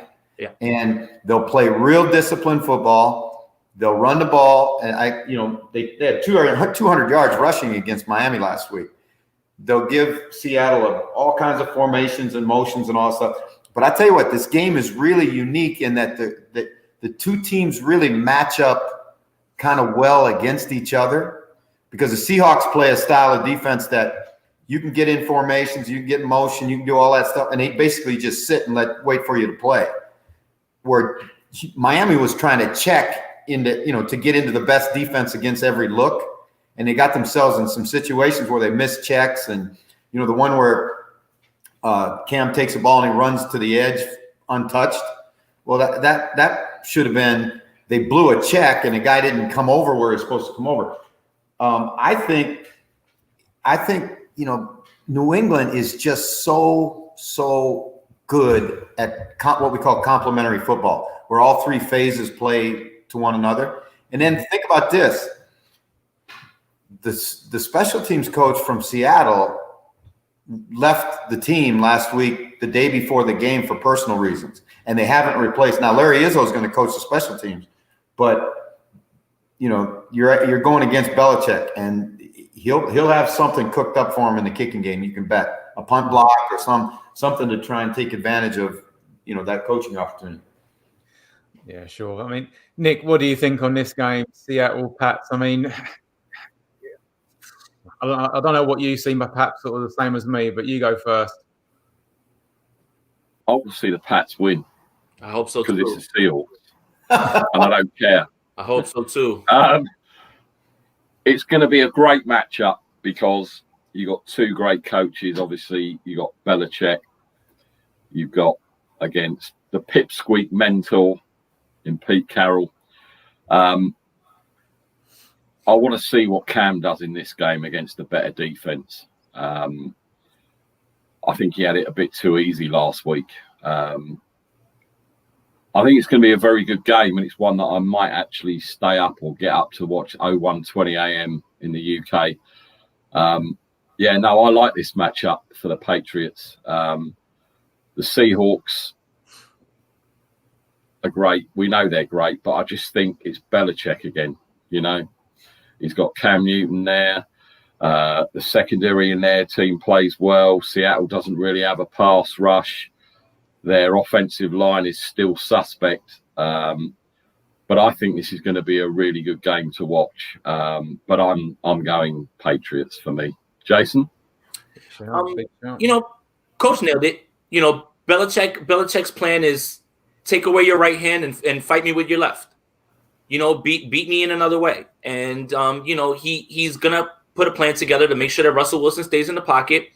And the good news is that he can do that because Stephon Gilmore can guard anybody one-on-one, whether that's Metcalf or whether that's Lockett. Whatever guy he winds up playing. By the way, DK Metcalf is a man, by the way, also. And I think that kid hasn't even really scratched the surface on his route running and his route tree just yet. And that's scary.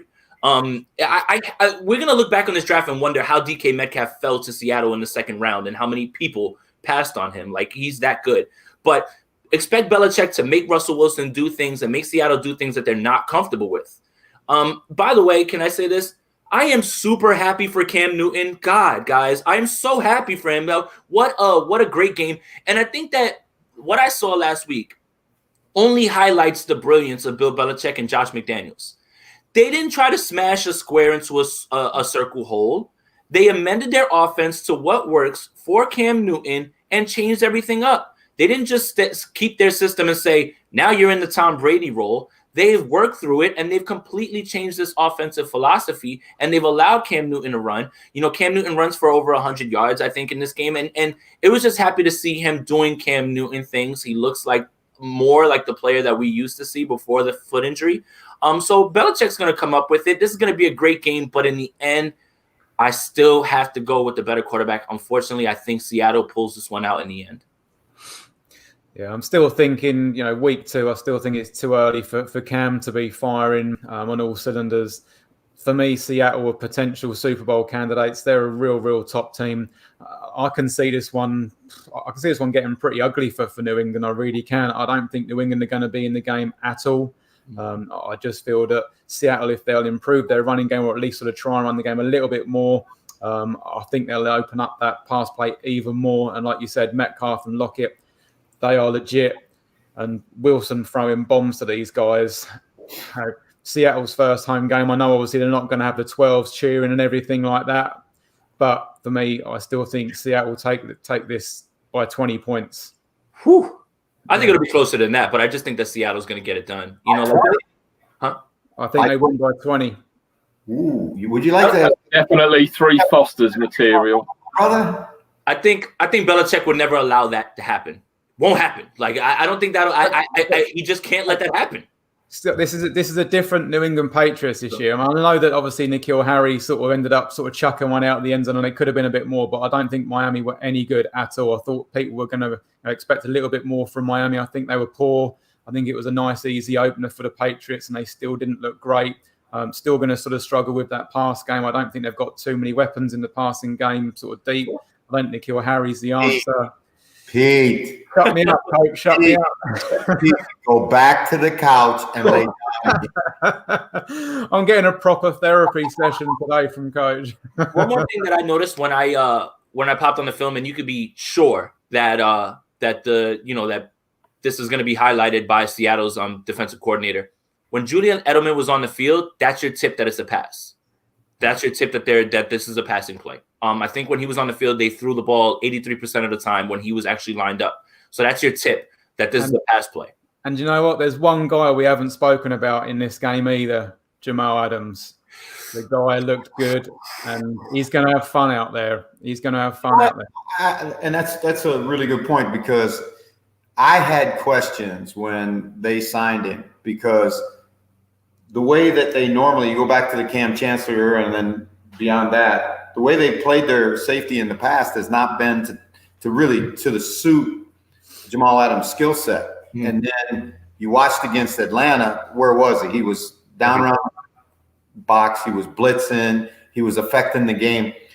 I think, and this would be really interesting to watch to me, is Kenny Norton going to just say this: hey, they're not good enough outside to beat us, even though our corners aren't great. They're not good enough outside to beat us. I'm going to assign Jamal Adams to Cam Newton, and he's out of the structure, and it's just a one-on-one between those two guys, and really let Jamal Adams make an impact on this game. I think that is going to be fascinating to me. Now, if they play him in the middle of the field where he can't really affect the game as much, then they're helping New England. But you know what? I'd say let's go play junior high football. You got that guy, wherever that guy goes, line up wherever you want, and just make sure that guy doesn't hurt us. Because if they can do that, I don't think they can throw good enough to beat you. Yeah, I agree with that, Coach. I mean, it's like Croc said on the last show. Adams is a chess piece. You move him where you need him, and that's the flexibility that he gives you. You can amend your plan. You can do different things. You can become more unpredictable with him. And I would love to see him chase Cam Newton around all game. That would be incredible. Yeah, and I think we'll see. I think Jamal Adams wouldn't get trucked by a full flowing Cam, though, because we know how hard he is to bring down. I don't know. Jamal Adams put Saquon Barkley on his back, and Saquon Barkley's a man. Like Jamal Adams is sneaky strong, man. I look. I know he's Saquon Barkley. Who? Saquon. I didn't see him Monday night. This has been the longest week 1 in the history of the game, honestly. With Pete. Man, Pete, we're gonna get you on the couch permanent now. Now you really starting to throw strap him to it and slap him around a bit. That's the best. One stat, fellas. Big Ben outrushed Saquon Barkley. He did. 2020 continues. He can take that one. But it took him about 5 hours to do it, though. Just one run. And I was scared watching that. Who we got in this game then, boys? Pat, Seattle. Who we got, Coach? I'm gonna take Seattle. Nick? The Pats. Seattle. Yeah. Seattle.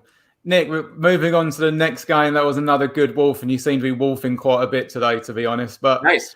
This is the next game. Was a game I never expected us to be picking a team, like the Washington football team, week 2. You getting excited about the Washington football team? It was great to see Ron's first win, and in the end, it was well deserved after the Philly exploded. It just lost the plot, but I didn't expect you to be calling the Washington football team and Arizona as your game of the week. Tell me about it. Sadly, I had to watch the Cardinals game with the 49ers a couple of times just to appreciate how good the QB is, Kyler Murray. He is an exceptional talent. And I watched the Washington game because I couldn't believe they'd get 24 unanswered points. Watching in the media as well, apparently Riverboat Ron had to have a lot of injections to keep him upright, to stay on the field, to coach it, and he was really ill. But and to me, he couldn't give the halftime talk either. Apparently, one of the players gave it. He was that sick because of chemo and cancer. But this team is playing for him, and call it week 1, call it whatever you like. But the running game was good for Washington. You had the 2 receivers going off 61 yards from McLaurin and Simmons 50 yards. Haskins flashed, but he wasn't. I wouldn't say he was brilliant. The defense, 8 sacks. Chase Young, Kerrigan, they absolutely came out firing in that second half. And it's going to be interesting to see if they can step it up against a fast-moving team like Arizona and all their weapons. Are we going to see another heavy dose of the run game, the read option with Murray and Kenyon Drake? Fitz and D-Hop again. I mean, D-Hop last week, 159 yards, whatever it was. Buda Baker was playing well. Back end's all in sync. Chandler Jones was doing well. I mean, to me, this is a very sneaky good game to watch. Nick, Chandler Jones started doing well when he moved away from Trent Williams, because Trent Williams was stonewalling him last week. But yes, Chandler Jones is a baller. I just wanted to make sure that we said something good about the 49ers. Yeah, well done. A good point, well made, Jason. But to me, this is a sneaky good game to watch. It will be interesting to see how Washington cope with the Arizona offense, because they're one of the fastest teams in the NFL at the moment, I think, for the amount of plays they play. And yeah, no, I think it's going to be a good game. As I say, the Washington D, I thought they were lights out last week, and they confused the hell out of Wentz. So it'll be interesting to see what the plan and the scheme is for the Cardinals. What do you think, Jeff?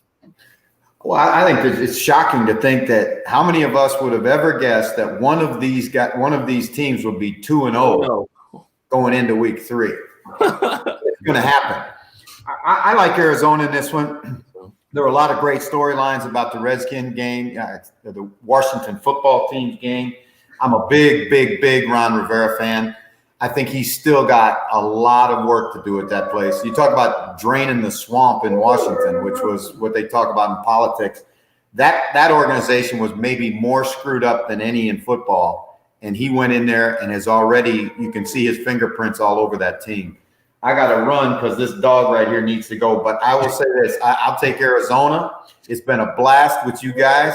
Jason, good luck to you. We'll see you next week. Pete, get on the couch, brother. Get on the couch. Stop with all that craziness. Duly noted, Coach. Duly noted. Thanks, Coach. Appreciate you, Jeff. See you next week. Take care, Jeff. Jace, what are you saying about the Washington game, mate? So, yeah, I've got Arizona too. Home game, Arizona has to be, I don't want, momentum is something that people talk about. Is it real? Is it not? I think that the good vibes are going to carry over for Arizona. It's so crazy, right? DeAndre Hopkins, what was it? 13 catches, 153 yards, something like that, Nick, right? Do you know how many yards Christian Kirk had last week for them? No. A bagel. 1 catch for 0 yards. It's just incredible that Kyler Murray was just able to just continuously hit Hopkins, and the Redskins have nobody on their back end that can cover him, like nobody.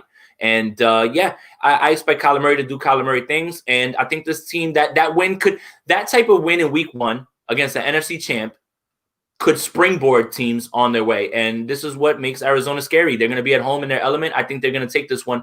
And to Nick's point, Ron Rivera wasn't even able to speak to his team at halftime because he was getting an IV. And Dwayne Haskins had to rally the troops and get them going. And, I mean, I knew that Ron Rivera was tough. He played for the 85 Bears. I watched him on All or Nothing talk with his team. I had no idea he was this tough. And this team is just an extension of that so far. Again, last year, if they go down 17-0 to the Eagles, that game ends up 44-0.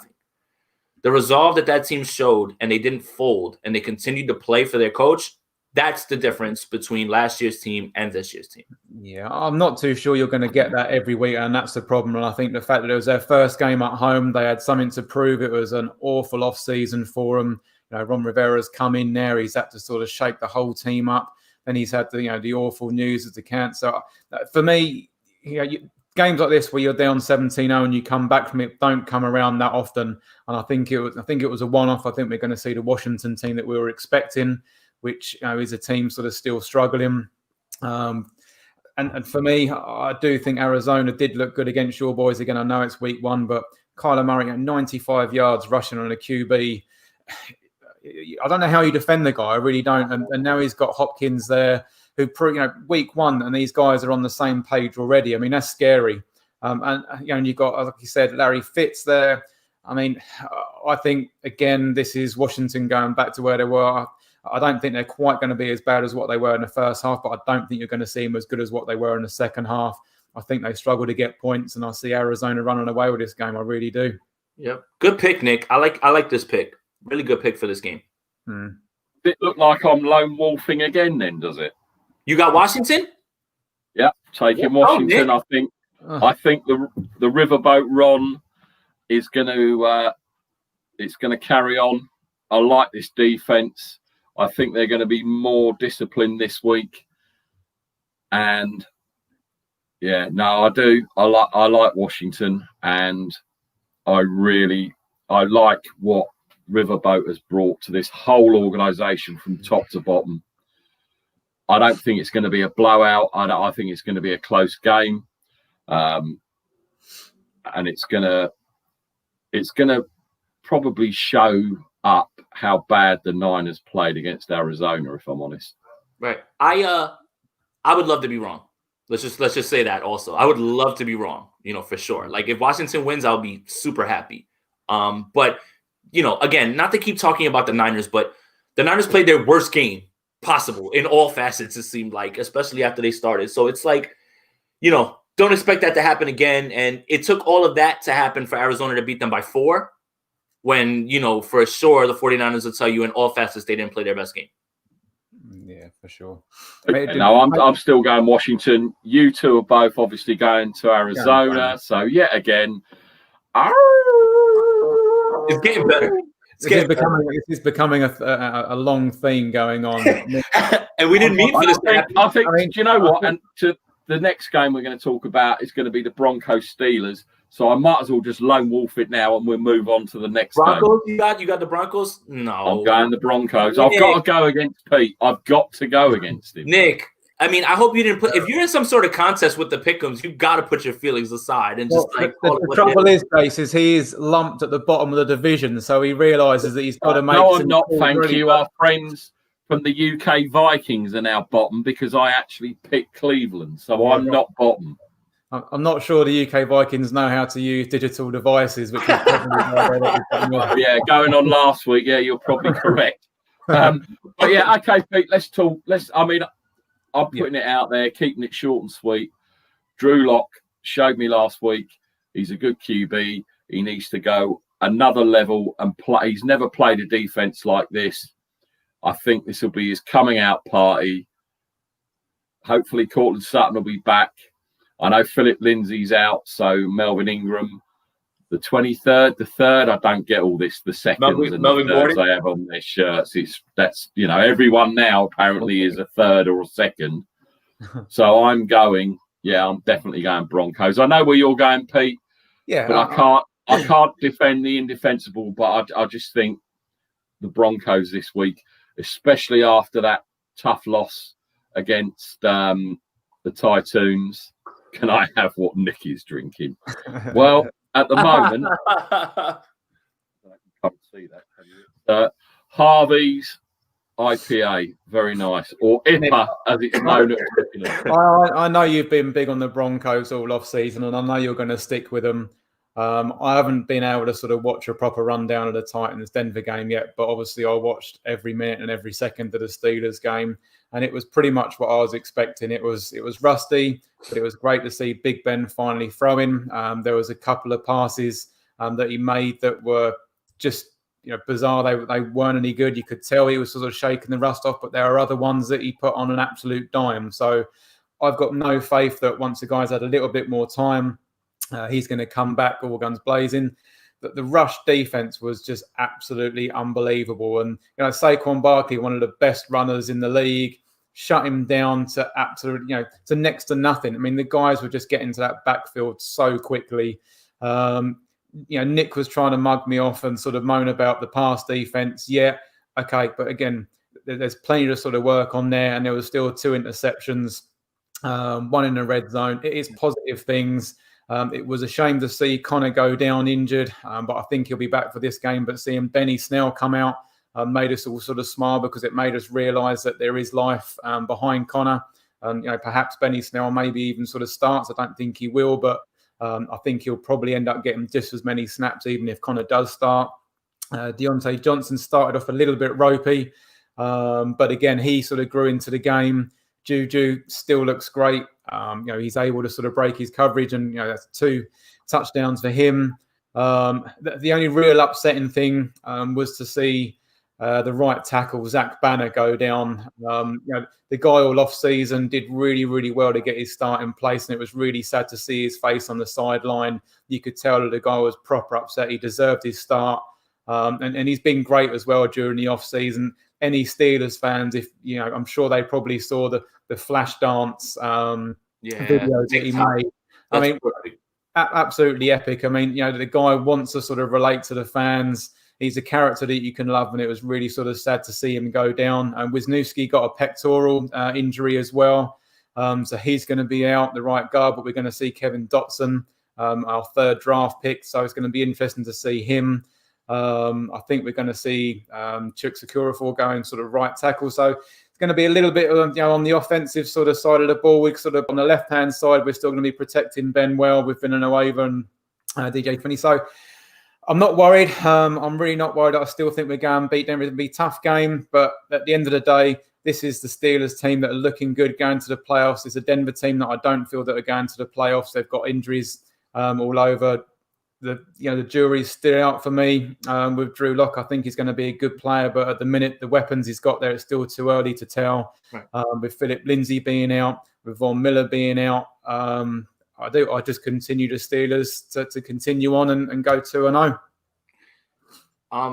Yeah, I mean, I think that's the point that I'm going to highlight when I say the Steelers. I just think that they're the better team. Not having Von Miller, not having now AJ Boye, who you brought in to cover, it's gonna be a tough time for Denver to cover Deontay Johnson, cover Juju Smith-Schuster, and to the point of the passing game, I'll say this: the Giants receivers matched up well against against what they were trying to do, right? And let's just give Daniel Jones some credit. Like, that throw to Slayton was in between two guys and he had nobody in the middle. That's a really great throw, so it's not so much, you good defense, good offense, what wins, that's up to you. But sometimes you just got to tip your cap and just say, you know what, you got us there. And you know what, Daniel Jones had plays like that where I said, Daniel Jones last week, I've never really seen such an extreme of oh, well, look at that. And then, oh my God, what the heck was that? It's so strange with him. So yeah, I've got the Steelers. Give me the team that's tried and trusted, and they're not injured. They have injuries on their line, but Von Miller not being there is an issue. And then Sutton, I don't know. To hear Vic Fangio say, well, the test is that he can do 10 jumping jacks and then he can play. Well, dude, I can do 8. So if I can just do 2 more, that means I can start for you at receiver. Put me in there, coach. All right, coach, I'm ready. Nick, you can only do 2, Nick. Don't kid yourself. I couldn't even do that, but then defensive linemen didn't need to worry about doing these flashy jumping jacks moves. We just got out there, gum shield, pads, helmet, and go. The other thing is we're familiar with Vic Fangio, right? Defensive coordinator for us. He was the guy that I felt should have had the job, instead of who was it? They went with Tom Sula, right? Or they just went with a guy that they didn't want to have any pushback. So Vic Fangio felt so disrespected that he went to Chicago to be a defensive coordinator. He really mucked up the game at the end there with the time management as well too. That was kind of brutal. Sure. If they can sort of forget to use their timeout against us, then I'd be more than happy with that. Yeah, and I mean, so it's going to be tough for Denver. If something goes, I don't suspect that he'll be 100%. I love Jerry Jeudy. He dropped the ball. So what? He'll figure that out. Deontay Johnson had some drops too. They'll be fine. Those guys will be fine. Noah Fant was the one that running some great routes. Wasn't he? Yeah, Jerry Jeudy is incredible. Jerry Judy's incredible, man. Like that, if you're gonna get him the ball in space like that and he drops it now, don't worry about it. He'll figure that out. Trust me, he's gonna figure that out. Was he your top receiver coming out in this year? He really was. Honestly, I hate to be hot take and reactionary, but when we drafted Javon Kinlaw with CeeDee Lamb, with Jerry Jeudy on the board, I let out a big oh my goodness, to have CeeDee Lamb slip all the way to Dallas, the Cowboys didn't need a receiver. They were just looking like, oh my goodness, CeeDee Lamb's on the board. Draft, it's not a need. It's it's smacking you right in the face who you should take at that point. Other good thing about Dallas drafting him is obviously with the salaries and stuff. If they can't sign any of their receivers in a few years, they've got him still on his rookie contract, take up his 5th-year option, let go one of their other receivers. He's on a cheap deal, bring someone else in. Nail on the head with that. The only team in the league that has 3 number 1 receivers. I mean, and this isn't even me jumping out the window because this is how much I believe of Michael Gallup. The Cowboys have 3 number 1 receivers. When Dak Prescott tells you that 3 guys can get 1,000 yards, it's possible. It is truly possible. And Nick hit the nail on the head. If they want to move off of Amari Cooper to fill another hole, you will be just fine starting Michael Gallup and CeeDee Lamb on both sides. If you don't want to pay either of those guys, CeeDee Lamb's there for 5 years on a cheap deal. And that's exactly right. That's why teams, when they have a good quarterback like Kyler Murray for 5 years without having to pay him, those are the teams that scare you because they can allocate money to other places and build around him. For sure. So, Nick, Steelers, Broncos. I'm calling Steelers. Jason, you going for? Steelers. Lone Wolf. Another one. How many? Nick, we are now getting into hour number 2. So I think all we got to do now, mate, is just run down the final games, final picks, and then call it a day. What do you reckon, dude? Cool. Bills, Dolphins. Who you got, Pete? Bills, Dolphins didn't do well at all. Bills didn't do well at all, but still look way too good for the Jets and going to get better. So I'm going Bills. Jason? Give me the Bills. Yeah. I did like the way that Fitzpatrick played at the end of the game. Great story and everything. But the Bills, with all the plays that the Bills left on the field, that score was not indicative of the gap between the Bills and the Jets. Like if you didn't watch that game, you would say, "Oh, that was kind of close." That game was never close. And this will be a division game. I suspect that the game will be a little bit more competitive. But yeah, you got to give me the Bills here. Nick. If I was in Bill's country, I would be doing drop kicks and backflips on a table like Bill's Mafia does. Bills all day long. Yeah. No lone wolf this time, thank God, because I don't think my throat can handle it. Vikings, Colts. Jason, this is an interesting game. Pete, I'd love to get your take on this one because, when I picked the Colts last week, you guys were like, well, I don't know about Phillip Rivers. And goodness gracious, that Phillip Rivers showed up in week 1. Yeah, for sure. And again, this is still a really hard call because I expected the Vikings to be in the game against the Packers. And to be fair, the Packers blew them boys out. I'm on a team that, supposedly has got a really good defense. Rodgers turned up. I did call that he was going to turn up, but I was sort of quite shocked that they were still able to put them numbers up against the Vikings. The Colts, maybe just a week 1 hangover. Maybe they're going to get a little bit better, but this was a really hard call for me. I think on one Pick'ems, I've got one, and other Pick'ems, I've got another. I can't call it, but on this show, I'm going to go Vikings. Nick?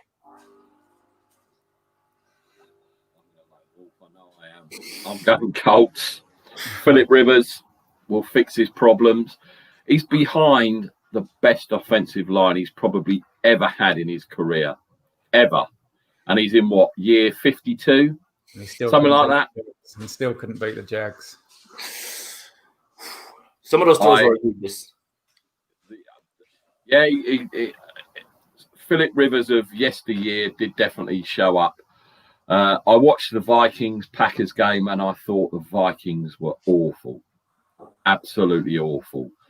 And again, that defense, the Niners proved it last season against the run, absolutely run all over them, and they passed on them. And Kirk Cousins is going to be Kirk Cousins. Sorry, Colts. So you got the Colts. Nick, I think you just kind of stole my talking point. Like, honestly, I think that, once Frank Reich got a chance to look at that film and see that, he's like, okay, we're going to dial this back and we're not going to throw the ball as much. So, the Vikings, I suspect a heavy dose. Unfortunately, the Colts lost Marlon Mack to the Achilles, was it, or his ACL? One of the two. That's awful. Achilles, isn't it? But in football terms, Jonathan Taylor is incredible. Have you seen? Get his chance, isn't he now? Have you seen pictures of Jonathan Taylor, Nick? This man is he's like a mountain. He did well in the passing game. He caught a bunch of passes, but I suspect that the Colts are going to dial this back, run the ball. And what we saw from the Vikings last week is kind of what they're going to be, because they're missing. They lose some people that on pass rush, but their secondary has a secondary that's starting guys who have had 2 total games in this league. Like very, very, inexperienced. And it showed last week. So I suspect that the Colts are going to come in here and they're going to win this game. It's hard to watch them play last week and say, oh, I'm going right back to them. But I have to think that Frank Reich understands what they did wrong. They're going to fix that, and they're going to run the ball, control this game, keep Phillip Rivers contained and not have him throw the ball as much, because the defense definitely has to improve. When you allow Gardner Minshew to do all of those things, it kind of takes you out of what you want to do offensively. So, if Kirk Cousins doesn't light it up like Minshew, then I think we're going to see the Colts run the ball, control the game, and I think they should get out of here with a win.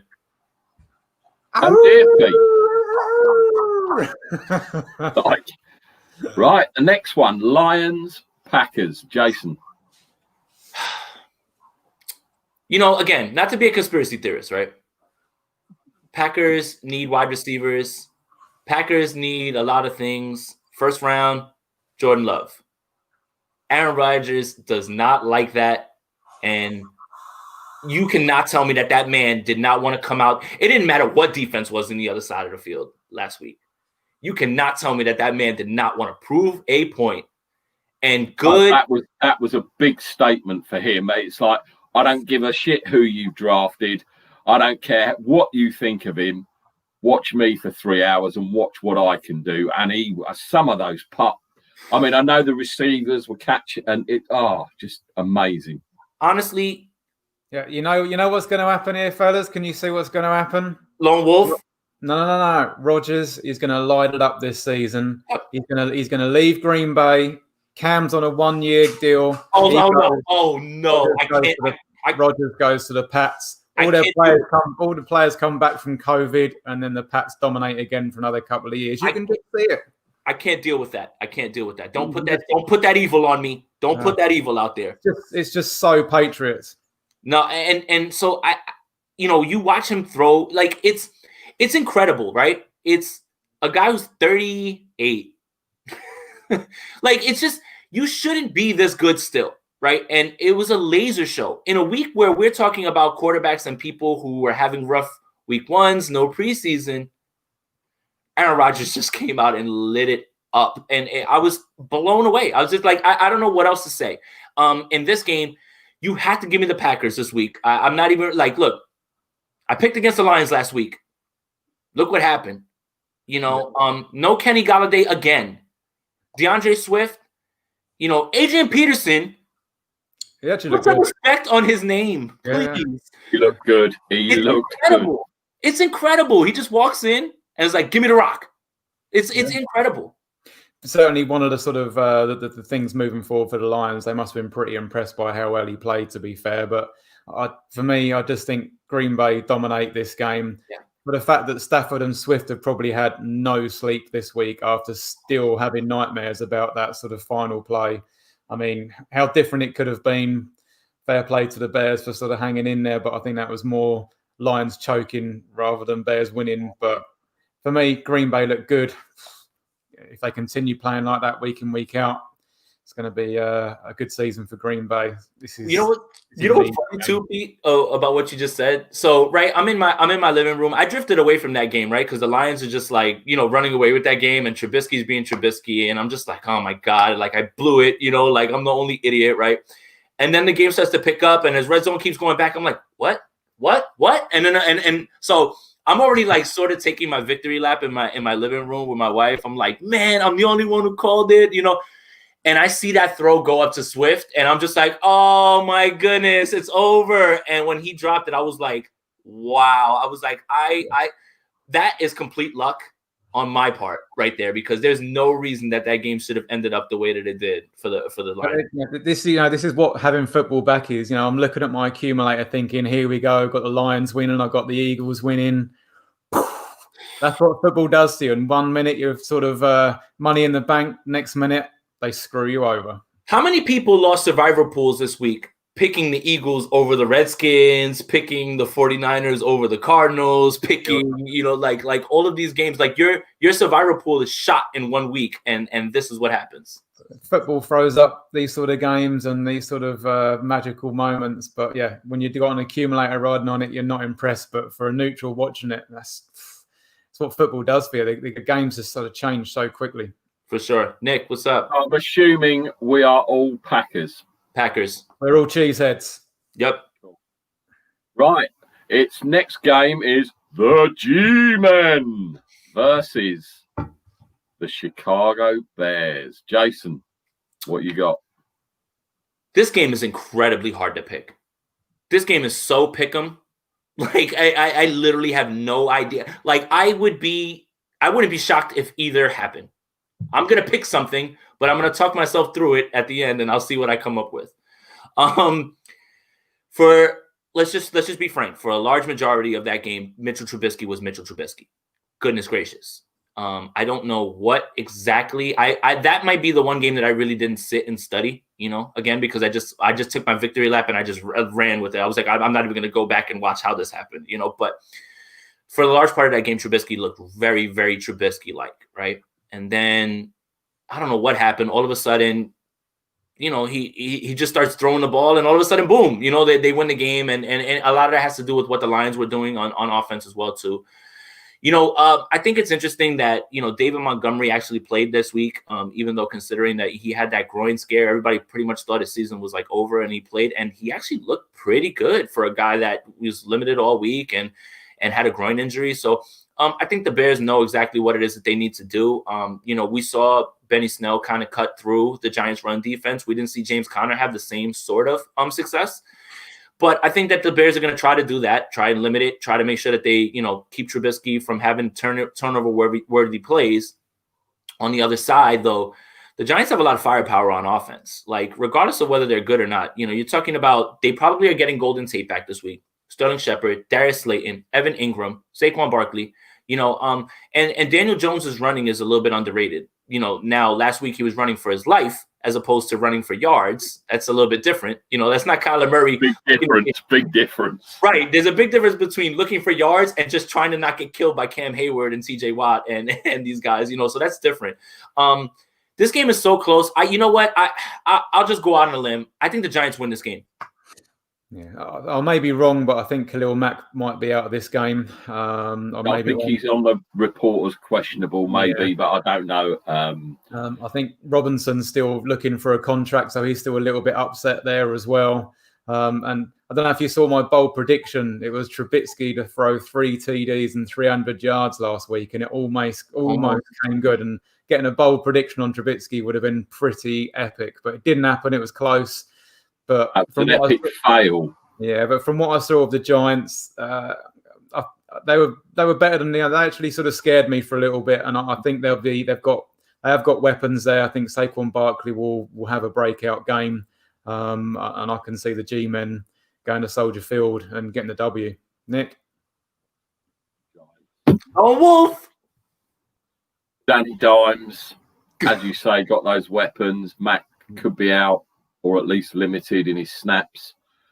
And I did like the look of the Giants against your boys. For sure. Unfortunately, Danny Dimes, 83 yard, and then he goes and does that stupid picking and gets picked on the goal line, which that one hurt. Again, but then that's down to the receivers not getting open. That was more of a coverage sack than it was. It was a sack, yes. That was a hit. Just chasing after the ball. You look at. I watched that play 3 or 4 times, and there was just no receiver could get open. He had nowhere to run. He didn't see the guy coming, and just as he maybe got that window to throw it, obviously the guy's come in and swatted his arm, and he's thrown it, and he's done a Duck Hodges pass and gets picked off. Cam Hayward getting his first interception of his career. And that was you get hit on the arm, that those are the sort of things that can happen, and that's why pass rush is more valued in this league, because they disrupt the game and they cause turnovers like that. Yeah, and this is the thing as well. He's got that in his face, and that's what Daniel Jones has got to get out of his game. He could have threw that away. I don't know what down it was, maybe 3rd down. He could have thrown it away, hit a field goal, get 3 points, and it could have been different. But these are some of the mistakes that players like Daniel Jones have got to get out of their game, and this is the trouble. He may well throw 3 TDs, but he could well throw 3 interceptions, and he can just get it out of his game. I was quite impressed with him, I've got to say. But it's just got to them sort of errors, mental errors that these young players have. If they can shake them off, he'll be a good player. Yeah, his line did him no favors in pass blocking or run blocking. I want to give the Steelers defense credit because they are a top 2 unit, but they didn't do him any favors. Saquon Barkley is getting hit as soon as the ball is handed to him. I don't know what any running back would do. No, indeed. Who you got then? Apparently that just very quickly before we move on, in the thing, that was the 2nd worst rushing performance since the NFL began 100 years ago. Right. There's only one other player that had that many attempts and less yards than Barkley, and I can't see him being tethered like that against the Bears D. I can't see it. I think he's going to go off. One more question. How many rushing yards did you guys have? Nick, how many rushing yards did you have on Monday night? You yourself? Sorry, what do you mean? You had 0 yards, right? You, Pete, you had 0 yards? I was minus 20 yards. It was to the fridge and back. I walked to the fridge a few times to get a couple of beers, So I had 0 yards too. We all had 0 yards. Saquon Barkley has 6 more yards than us, and we didn't play in the game. Exactly, and that's the scary thing, right? True that. Come on, Didn't mean Jay. to throw you off with that question. Sorry. Let's hear that Wolf, Jace. Oh, I'm the only one. I got the Giants. Oh, I thought you had the We've Bears. all gone Giants. Giants. He's not that silly to go for the Bears, unfortunately. Sorry, Right. Claire. Well, we got 2 games left. Just quick picks before we go. No, I think it's only one, isn't it? I think it's just the Saints and the Raiders left. Chiefs, Chargers. That's a no-brainer. Yeah, Chiefs. well, we don't even. Yeah, Chiefs. In the NFL. Yeah, we the don't Chargers. need to give them any more airtime. The Chargers are broken on offense. I don't know against the Bengals. So we just watched what the Browns did, and I think that it's more damning on the Chargers what they did against the Bengals, right? To not be able to move the ball like they did. So the Chargers are this is Chiefs all the way, but the Chargers have issues on offense for sure. We'll talk another time about the Chiefs in detail. But We know that they're good. We get it. Come on, greatest show on earth. Enough with that already. Yes. They're good. Yes, we know that.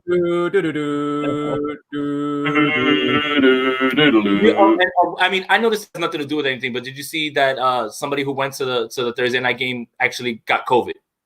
I did, and that was one of my points in the news. Is that going to stop fans going full stop to any games? They got to get. I don't think it's right that certain teams can have fans in and others can't. And I know it's a regional thing, but to me, it should be across the board. Forget it.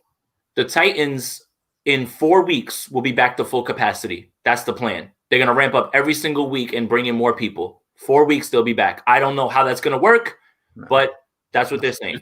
Just watch the spike in that area of COVID again. Come on, Nick. Jason set you up. What do you say to that? What? Forget about it. Oh, sorry. Forget about it.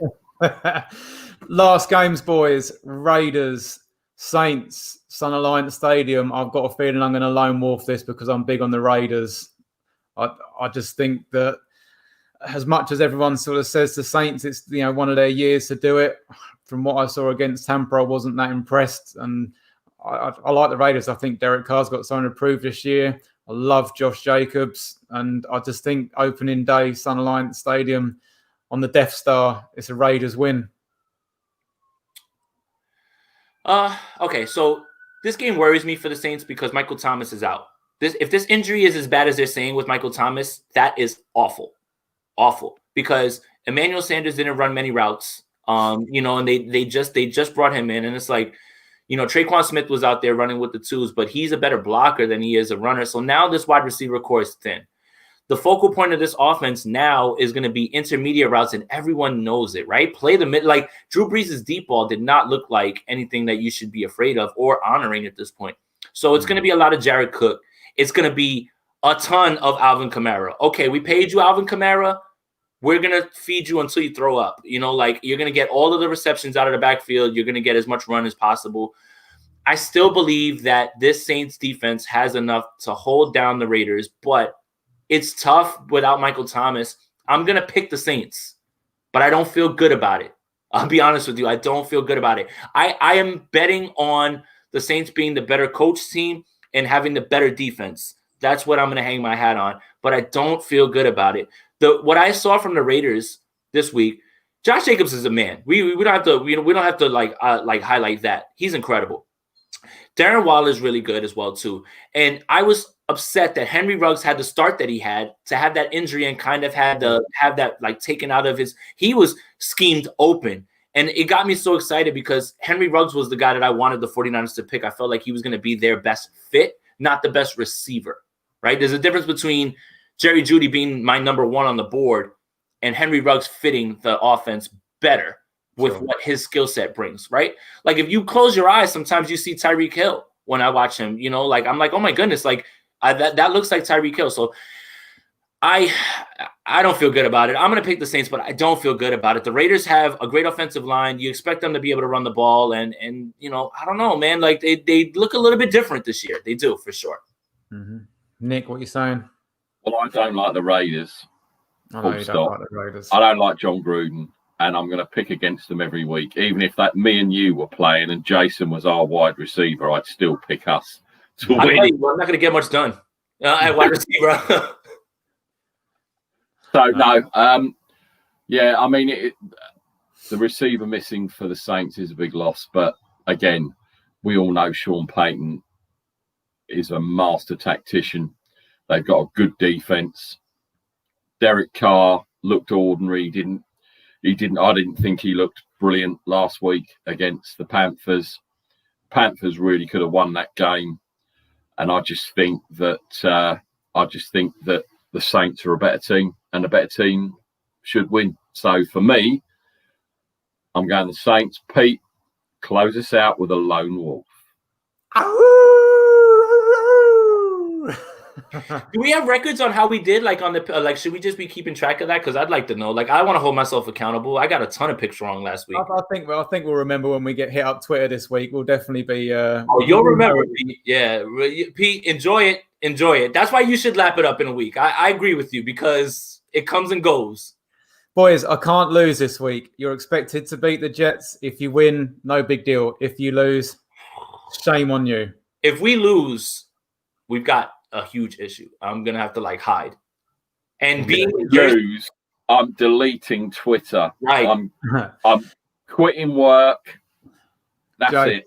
And living here in Jersey, I can't have this happen. I have back-to-back weeks of this. The 49ers have to come out on top, or I will face something far worse than what Pete was doing this week.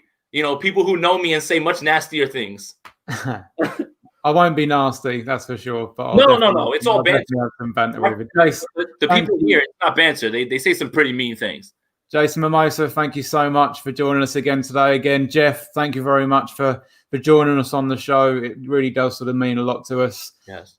Nick, good catching up with you, mate. Hope you enjoyed the football this weekend. Both got 6 o'clock games Sunday to watch, so we'll probably catch up after that, I would imagine.